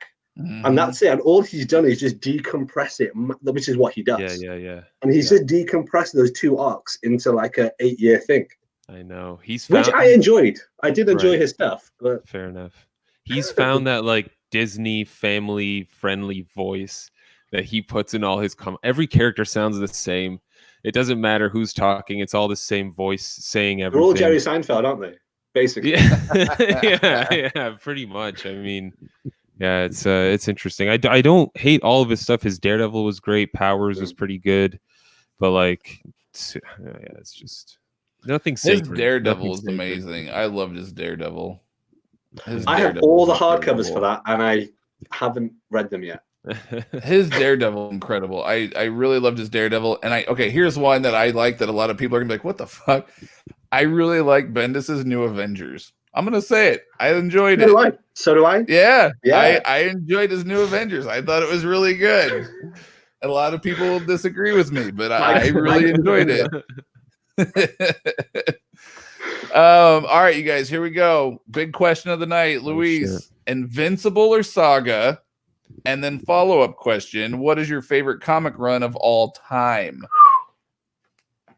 Damn, I'd go with Invincible for sure. Okay. I love Saga. Really? I love Saga, but listen, Invincible's 3 times as long, so you're already getting 3 times as many issues to read. I'm with you. I would have said Invincible. Totally would have expected you personally to say Saga. I'm kind of blown away by that. I mean, Invincible is just wow. Invincible takes it. All right. I mean, I love Saga. Don't get me wrong; it's amazing. The artwork's fantastic. I love Brian K. Vaughan. I'm a big fan of a lot of stuff he's written, and Fiona Staples is incredible. But man, Ryan Ottley and Kirkman on Invincible was just something magical. You know, it captured the same addictive quality that Spider-Man had when I was younger, but taking like superheroes and obviously making them a little more exciting, right? Hyper violent. When people die, they're actually dead. You know, people are aging when they shouldn't be aging. They're getting younger when they shouldn't be getting younger. All this crazy stuff's happening. It all matters and it all stays the same. You've got epic tigers fighting, you know, basically the Western version of Saiyans, you know, in Invincible. I mean, that's what's going on. Viltrumites are the Saiyans of the Western. That's a good way of looking at it. Western comic books. So I mean, again, you've got Battle Beast facing off against General Thrag, and it's like, this is crazy. These 2-page spreads with brain bits flying around everywhere, and you're like, I never thought I'd see this in my lifetime. Thank you. And it's like, it's just something special. It's so cool to see Mark grow over there. I would echo every word of that. Yeah, definitely. All right, so we all 3 say Invincible. Yeah. All favorite right. run of all time, though. Let's one of that you one's guys hard. I mean, Thomas, you're the guest, man. What's your favorite run of all time? I've literally been racking my brains right now, just thinking what would do. I'd have to do like 3. Like, there's not just one. I would have to probably say probably have to say 3. See, this is the thing. Like, I this is one of the reasons I've always avoided doing a YouTube video of like, my top 10 favorite comics or top 5 favorite comics, because it changes. It changes depending. I mean, it's like, what's your favorite ice cream? It's like, well, it depends what mood I'm in. That's all it comes down to. Like, exactly. I might have 10 or 20 comics that I like. Right now, the thing that I'm literally just thinking right now that I would love to read in the next couple of days while I'm on lockdown, Authority. So Authority. Yeah, so something about the Authority that was done at the same time as Planetary. So the one with Millar and Ellis, right? Yeah, like that is a great run. That is a great run. But that's just how I feel right now. If you ask me that tomorrow, I'll have a different answer. But right now, I'm just for me, I would probably have to say 3. I do it. It is going to depend upon mood, but these 3 will never change for me. I know for a fact. So the 3 I would have to say are The Goon, because like Mike knows I love anything and everything supernatural and horror. Like that's like my go-to. I love that kind of stuff. And I also love comedy. I love laughing. And the Goon has all of that.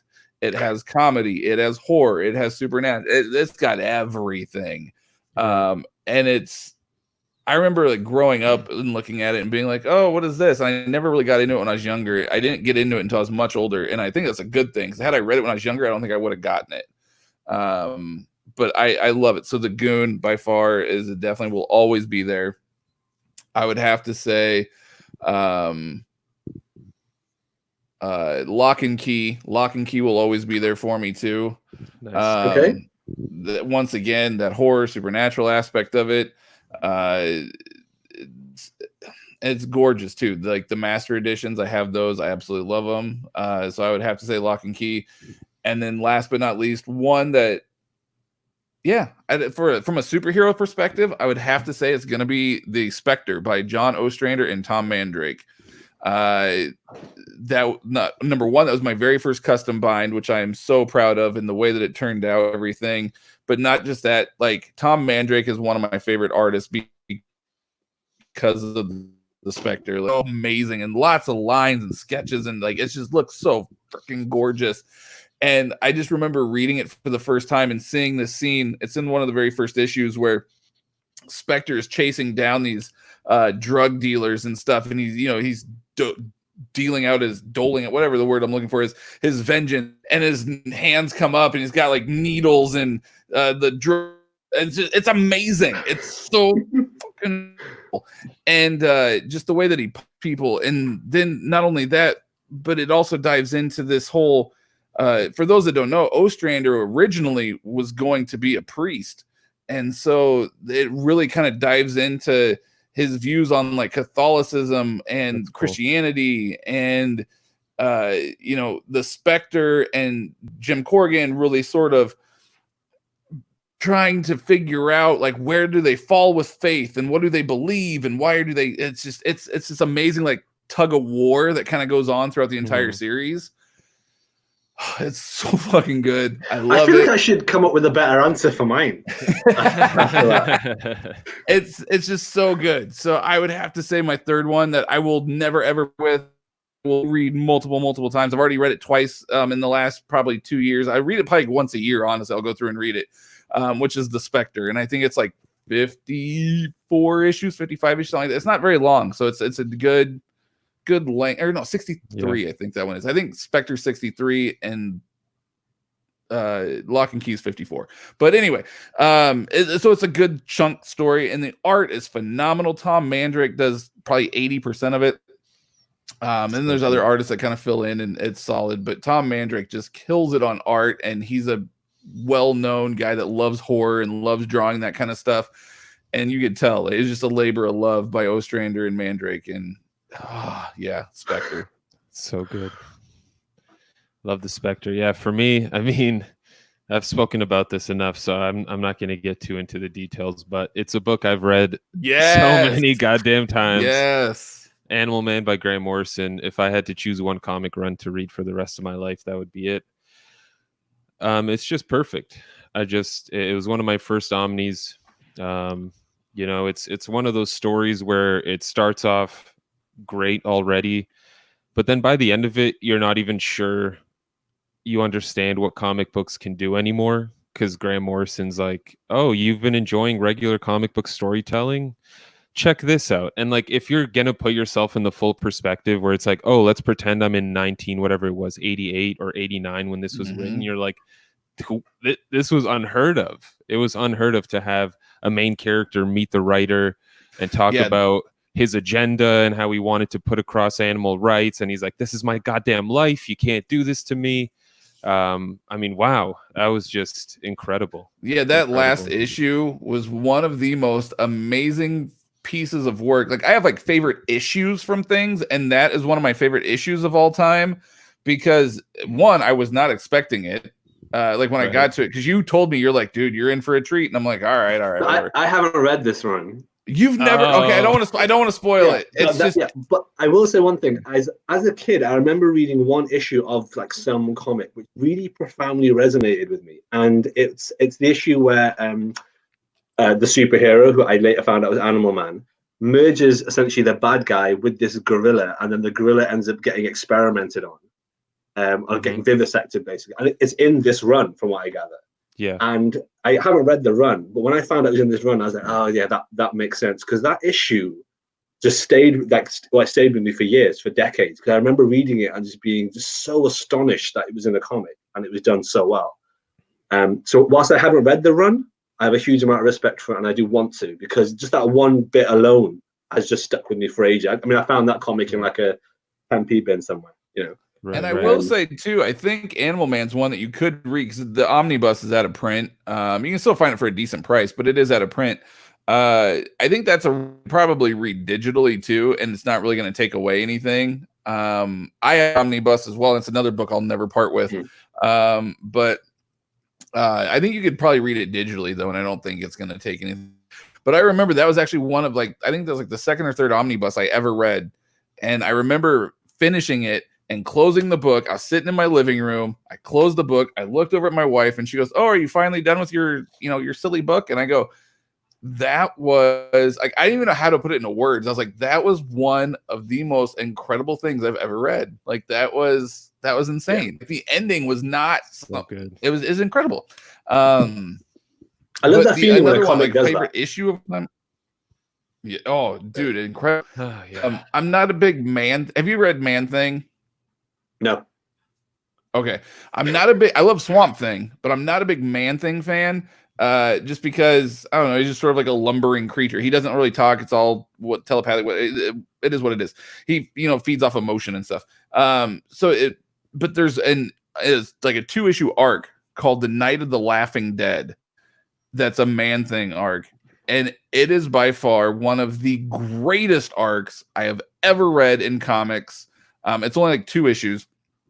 And it made me cry. I'm not gonna lie. Like I fucking cried reading this, and it was incredible. And I strongly recommend anybody that has never read it, go. I can't remember the issue numbers. If you just looked up Night of the Laughing Dead, though, I'm sure you'd be able to find it. And is that in the Animal Man Omni? Yes, it is. It is not in the Animal Man. No.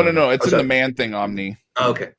It is in the Man Thing Omni, but if you just look up online, and that's another one you could probably read digitally. Actually, I read that one digitally. It's just Man Thing, Night of the Laughing Dead. If you want to read just 2 issues that are like incredibly emotional, it's such a good read. I strongly recommend that one too. Cool. Yeah, there's only a handful of writers I think that have been able to really manipulate my emotions well. Grant Morrison definitely is up there. Jeff Johns too. God damn it. Obviously Bendis. Bendis. Yeah, him too. Yeah, he makes me mad pretty quickly. He's good at that. Hickman made me cry. Hickman, yeah, his Fantastic Four. I even knew it was coming, and I still freaking cried reading that book. I knew that Johnny was dying, and obviously came back and stuff, but like I knew it was coming. Like that was like a huge thing. I knew it was going to happen, and it still hit me like a ton of bricks reading that. Such a good run. I'll tell you a funny thing about Hickman. Because I've got almost all the Hickman Omnis. I've got the Avengers. I've got one of the Fantastic Four ones and so on. I think the first one I read of his big sort of Marvel run was Secret Warriors, obviously. And I remember reading the first issue of that.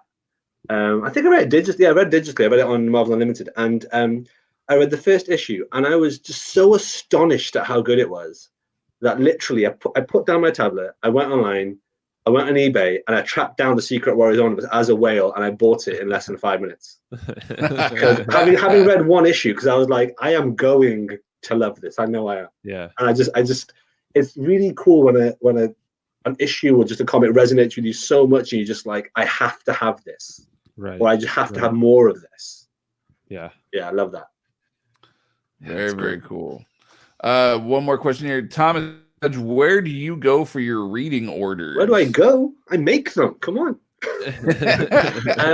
Where do I start for my reading orders? I guess where I always start is always the Crushing Crisis website. I don't know if anyone here knows Crushing Crisis. Oh yeah, Pete. He's in a lot of the Omnibus Facebook. Are you in any of the Facebook groups? I'm on no social media at all. Just YouTube and Twitter. Fair and that's enough. literally it. So yeah, no, Peter, he's in a, for those that are in the Omnibus Facebook groups and stuff, Peter's on there, and he's crushing Crisis. Yeah, that dude, he does the Lord's work. Yeah, he's a font of knowledge. So I'm actually one of his Patreons, and yeah, I think he does great work. And I always kind of start there. So like for my New 52 run, like I started there, and I was like, cool. I put my comics and I sort of bundled them together in bags, and I was like, yeah, this is how he says to read them. And then, and I mean this like with absolutely no disrespect, but what I find is then when you read stuff, you're like, oh, actually, I would personally put this here, or I would put that there, or I would do it in this order.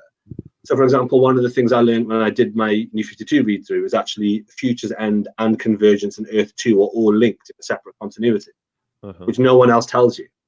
But it's only when you read things you actually do that. So every time I do a reading order, I start off with some nominal online guide, but when you actually physically read a comic, that's when you find stuff that no one else will tell you. Like, for example, Marvel Zombies crosses over with Marvel Apes. No one tells you that until you actually physically read the issues, and you're like, oh shit, I need to go find this as well.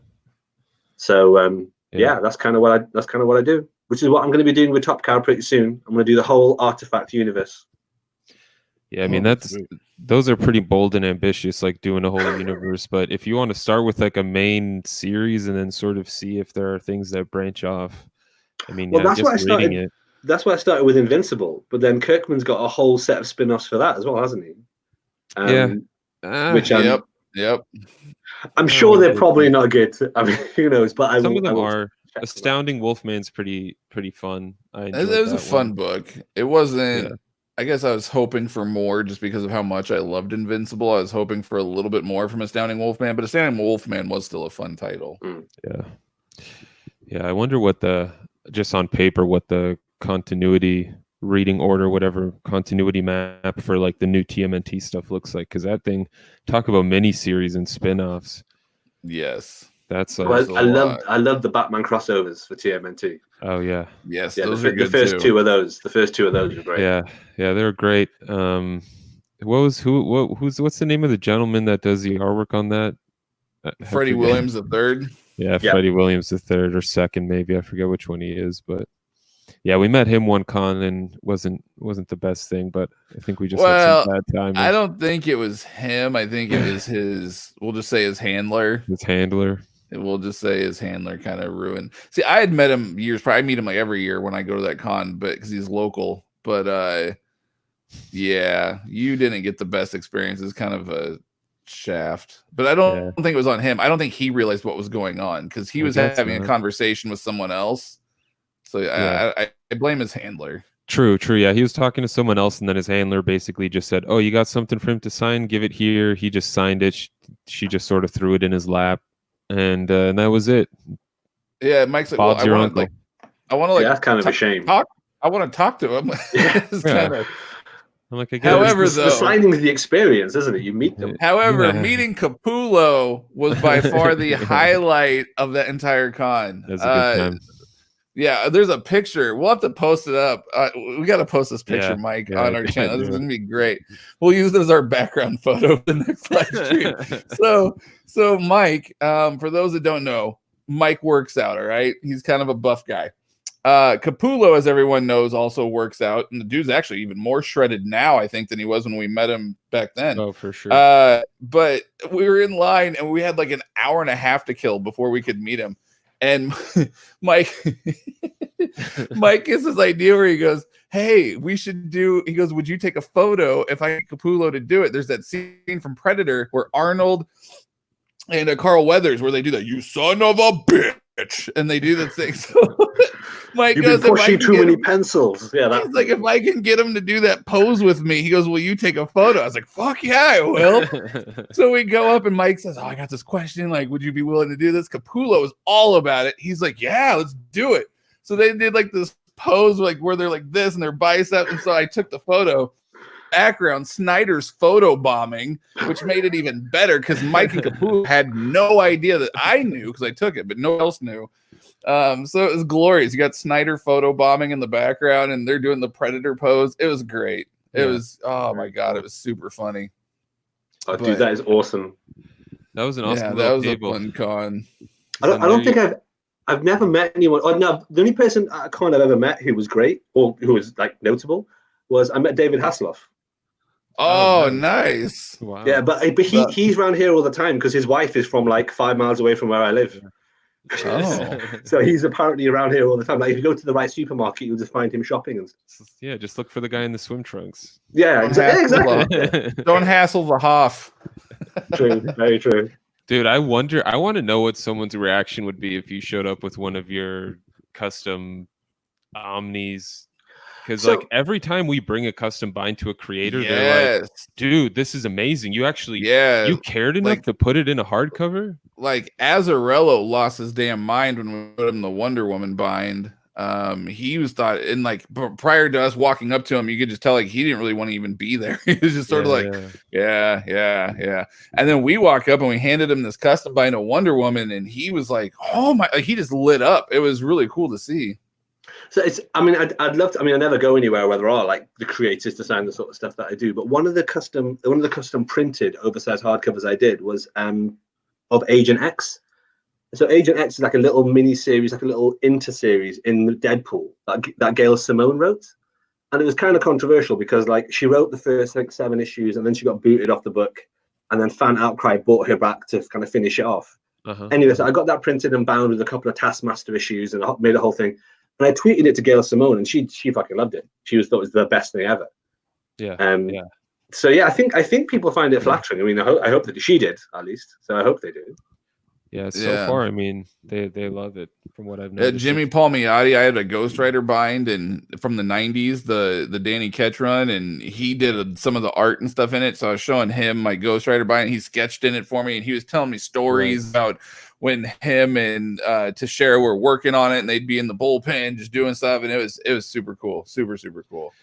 That's I think any creator would just be flattered. I think Yeah. No, for sure. I would hope so. Anyway. Yeah, I'm hoping to take those Hitman to Ennis, and we got postponed for August. We'll have to see if what's doing with COVID in August, but hopefully we still get to meet Ennis because I got those 3 Hitmans I want them to see. Yeah. And speaking of Hitmans, Mike, make sure you check your messages. I was messaging you earlier about that. Yeah. Intrigue. JT, am I going to get assassinated tonight? Where do I start X-Men? So Austin says read New X-Men by Morrison, followed by Astonishing X-Men by Whedon. If you want more modern stuff, yes, I agree 110% with that recommendation. If you were to ask like Omar, for instance, though, he's going to tell you what he told Mike, which is he has to go back and start with Claremont, which you said not Claremont. It depends. Like for instance, JT did say that he just got done reading Spider-Man by Stan Lee. So if he read ASM Volume 1 and he enjoyed it, I think he would greatly enjoy X-Men by Claremont. Well, he also asked, is it wordy like Stan Lee Amazing Spider-Man? So maybe JT. It is. So I guess what was your take on Amazing Spider-Man? Did you enjoy it or did you think it was too wordy? Claremont and Stan Lee's versions of wordy though are a little bit different. There is a lot of exposition in both. They are both very wordy. Claremont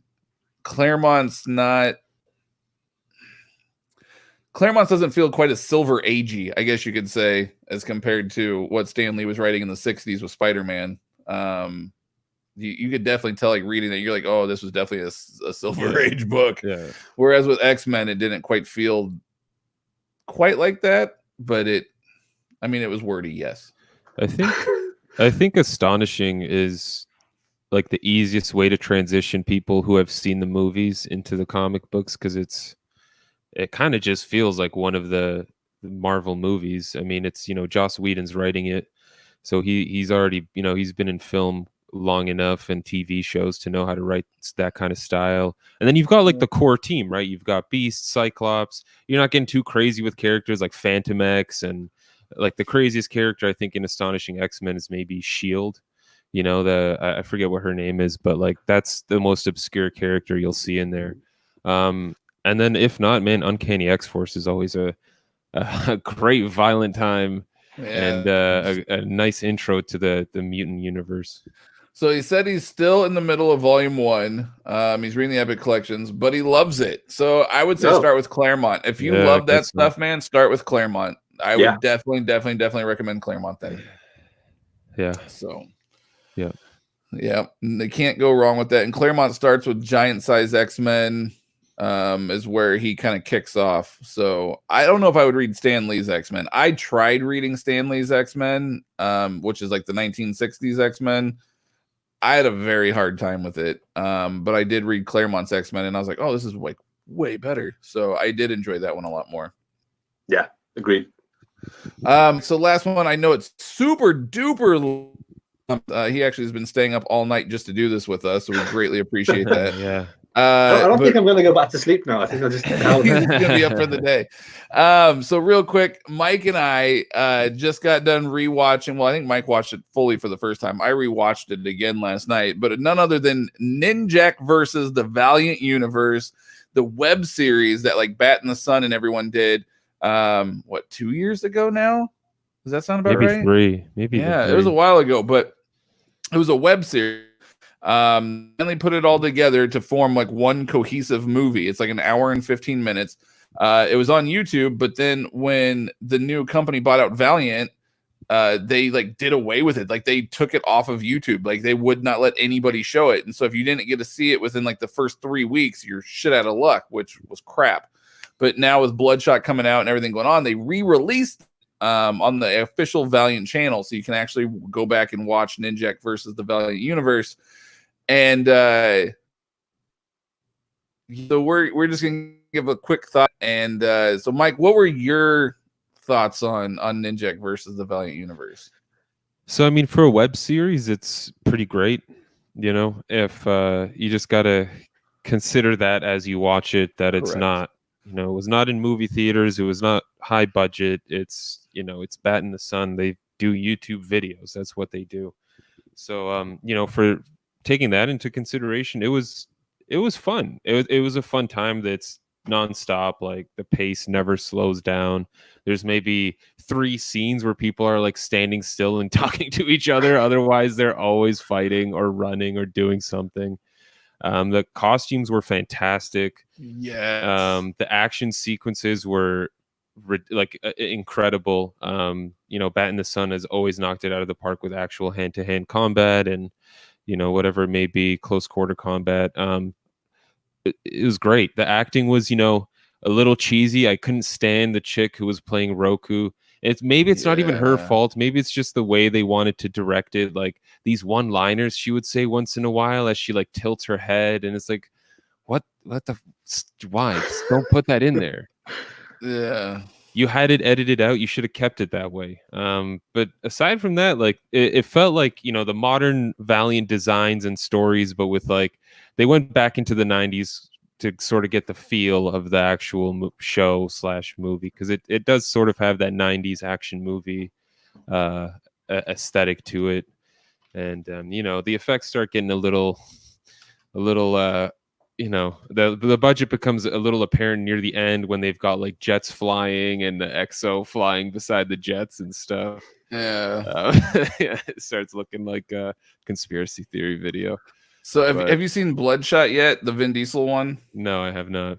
Okay, then we'll save that one. But in my opinion, Jason David Frank is the excellent blood. Like looked like Bloodshot. It was great. I mean, yeah, some of the thing might have been whatever, but it was a web series. It was supposed to be kind of hokey. It is what it is. Yes. But like you said, the costumes were amazing. The 2 complaints that I had was one was Roku. Like the scenes where she'd just be sitting there like this. And like they like she'd like tilt her head. And I'm like, look, who put that in? I'm like, look, you're a hot actress, but this is weird. It looks like bad porn. Like it's just, I mean, it was something like you would see in bad porn. It was horrible. It was horrible. Those scenes could just never exist. A lot of web series always feel like they're on the verge of becoming that anyway. You gotta be careful with it. Yeah. I mean, the scenes where like they showed her like interacting with other characters, like in the very beginning, I didn't think were bad. I thought it was fine. It was just like those ones where she's like watching Ninjak, and it was just like, it was so weird. It was weird. Yeah. And my other complaint is I love the actor that played Ninjak. Michael Rowe. Michael Rowe. But my issue is that Ninjak is British, right? And and he is not. So that was the other thing. Like they had Neville. Neville was British, but yet Colin King is not. And I'm like, what the fuck is going on? He's So supposed to work for weird. MI6 and he's not even British. Like, Right. what the hell's going on? So that was a bit weird. That kind of threw me off a little bit. But the actor itself, he looked the part. He looked just like Colin King, which I thought was awesome. And maybe that's why they went with him and they said, whatever. But the dude that played Eric XO, spot on acting. Sure, Like he looked just like Eric. He was huge. It looked like the costume looked amazing. He also just didn't have an accent for someone who was just recently a Romanian war king. Yeah. and John Morrison as the Eternal Warrior. Dude, spot on acting. Like casting, maybe not acting, maybe not spot on acting, but spot on casting. Like he looked really awesome. Armstrong looked dope. Yeah. Archer was the guy that played Archer was spot on. That was funny. Well done. Yeah. Livewire was great. Yes, Livewire was perfect. Yep. I think that's it. Yeah. In terms of Neville was spot on. Yeah, in terms of like being a fan of the comic book. Shadow Man. Oh yeah, dude. The brief cameo of Shadow Man. That was really well done. Yeah, I wish they had thrown him into some action sequences, but yeah, in terms of like seeing the comic characters from the reboot on screen, that's probably gonna be the better version than like I think what we'll see from Sony. Honestly, bold, but yeah, probably. Yeah, and like, yeah. I mean, I would have liked to have seen, a little more. I guess it would have been cool to see maybe even Bat and the Sun take it further and start doing like individual characters, because Unity was not something that like as a the comic universe, the Valiant comic universe did not start off with Unity. That team got developed over time. They sort of like in terms of the comics, it's the same thing as like Marvel, where all these characters come together to form a team. So I mean, it might be a little weird for people, I guess, or they might not like the characters as much, I think, if they watch like Ninjak versus the Valiant universe, because they don't have any background info on the characters. But I mean, as a fan of the Valiant universe, that was a great time. Yeah, it was definitely, it felt like it was made for the fans by the fans, which is it didn't feel like a studio went in and did with it at all. It truly felt like a Valiant movie should. Right. So as someone who hasn't actually seen it, unfortunately, I have read the trade paperback though, Ninjak versus the Valiant Universe, and that I enjoyed. That I thought was solid. It was. I completely get what you're saying, Mike. It has that sort of 90s energy, and it very much feels like it has that 90s energy, but updated in a way that makes it palatable to a more sort of modern taste. Yeah. And I mean, I'm sure quite a lot of people watching are in the same position as me. I own all the Valiant hardcovers, and I've only read 3 of them, so my knowledge of the universe is much less than it should be. But even with that lack of knowledge, I thought the trade was a great read. I'll watch this in the next couple of days whilst I'm in lockdown, and then I'll probably watch it again after I've caught up on the whole Valiant universe. Because, like you say, if it's made for the fans, I'll probably get different experiences each time. It's really good. I enjoyed it. It's an hour and 15 minutes of fun. But like we said, keep in mind it is a web series. The budget isn't the best, but for what they had, they did a damn good job. Oh yeah. It looked really, really incredible. And like they included most characters except for a few of the smaller, like most of the, I guess, the Harbingers. They didn't do any of the Harbinger, I don't think. Well, except for Livewire, she's the only tryout that makes it into the movie. But yeah, I mean, they didn't do any of those folks. Like Ivar didn't show up, so you got 2 out of the 3 Anipada brothers. Ivar's too busy traveling through time. And then obviously you don't get Rai because it's in the future, so you can't have. Yeah. And I was disappointed that Shadow Man was like a small cameo. I was really hoping to see more Shadow Man, but that's all right. I'll take it. We got the dead side. Yeah, I got Ninjak, which is in Bloodshot, which are like 2 of my favorite characters. So. Yeah, did you see the after credits thing? There was like a little after credit, or maybe yes. Maybe it wasn't like after the credits, but it was like at the very end. Did you see the Master Dark? Yeah. Yes. It's really like they left it open for a freaking sequel that we'll never see. It was really interesting because with comic books, you just see the panels, not what's happening in between. So you see Ninjak hitting the person, but not running in between the hits. So it was funny to see him like running in between. You're like, yeah, of course his armor would have to be absolutely bulletproof because otherwise he would get mowed down no matter what he's doing. So you see him like spinning through hallways in this movie, bullets bouncing off of him. And you're like, I guess maybe it works a little better in comics because you don't see that sort of like, oh, he's feeling no pain from these bullets, even though he's got bulletproof. You're still gonna feel pain. It doesn't matter if you're Batman or who. Like, you're getting shot, you're still feeling that impact. But he's like spinning through the hallways, like bullets just flying off of him, sparks everywhere, like he's a Beyblade. And I was like, yeah, I guess you never think about that when you read comics. What's happening in between those punches? That's great. Austin says, sold off some of my Valiant books and bought a new surfboard. Those things fetch a good price. I did a series on my channel a little while ago about Valiant, just sort of like overview of where you can get great reading orders and things like that. I did one video on whales because 11 of all the hardcovers are out of print, and the whaliest whale is rye. Guess how much rye goes for? Last I sold it for, it was pushing 250. Is currently going for, I think it's £500, which would be, I guess, $700. Yeah, that sounds about right. I have to sell my copy. God damn. Yeah, that's crazy. That's a mortgage payment right there. That's that covered. You know, that's wild. Wow. Yeah. Yep, they do go for a good price, but that's why, I mean, I got them all digitally though, so I mean, I'm still very content with what I have. So I still have them all. It's just on that digital thumb drive, which is pretty cool what they do. So I was actually, and there's a really cool reading order. I was trying to look for the website earlier because I had it saved in my phone, and now I can't seem to find it. Oh wait, here it is. Valiant Universe reading order. If you have green. They actually have a really, really awesome, well done Valiant reading order, like the entire Valiant universe reading order. It's a grand total of 530 issues, and I decided to tackle that when I got the digital, because at first I tried doing the physical books, but I'm like, well, I got to read this book for 3 issues. Oh, now I got to put this book away. Now I got to pull out this book and read this book for 4 issues. And it got to be too much. So I waited until I had it all in digital. And then I was like, oh, this is easy. Close out that file, open a new one. And I was tackling it through utilizing their reading order because I wanted to read like the entire universe all over again, but like in proper, and it was amazing. They did a really awesome job. So comicbookreadingorders.com for Valiant Universe. Good to know. Cool. All right. Well, I think I'm gonna have to jump off here. Yeah, no, it's It's late, man. Cool. It's probably it's actually getting light where I am. Yeah, like 6 a.m. Yeah, thanks for joining us, Thomas. I know it wasn't too easy for you to. No, not at all. The time difference, but we appreciate you jumping on. Everyone who also jumped in on in the comments, we appreciate you spending the time to hang out with us here. Talk a little custom binding and all that jazz. So thank you very much. Hope everyone's staying safe.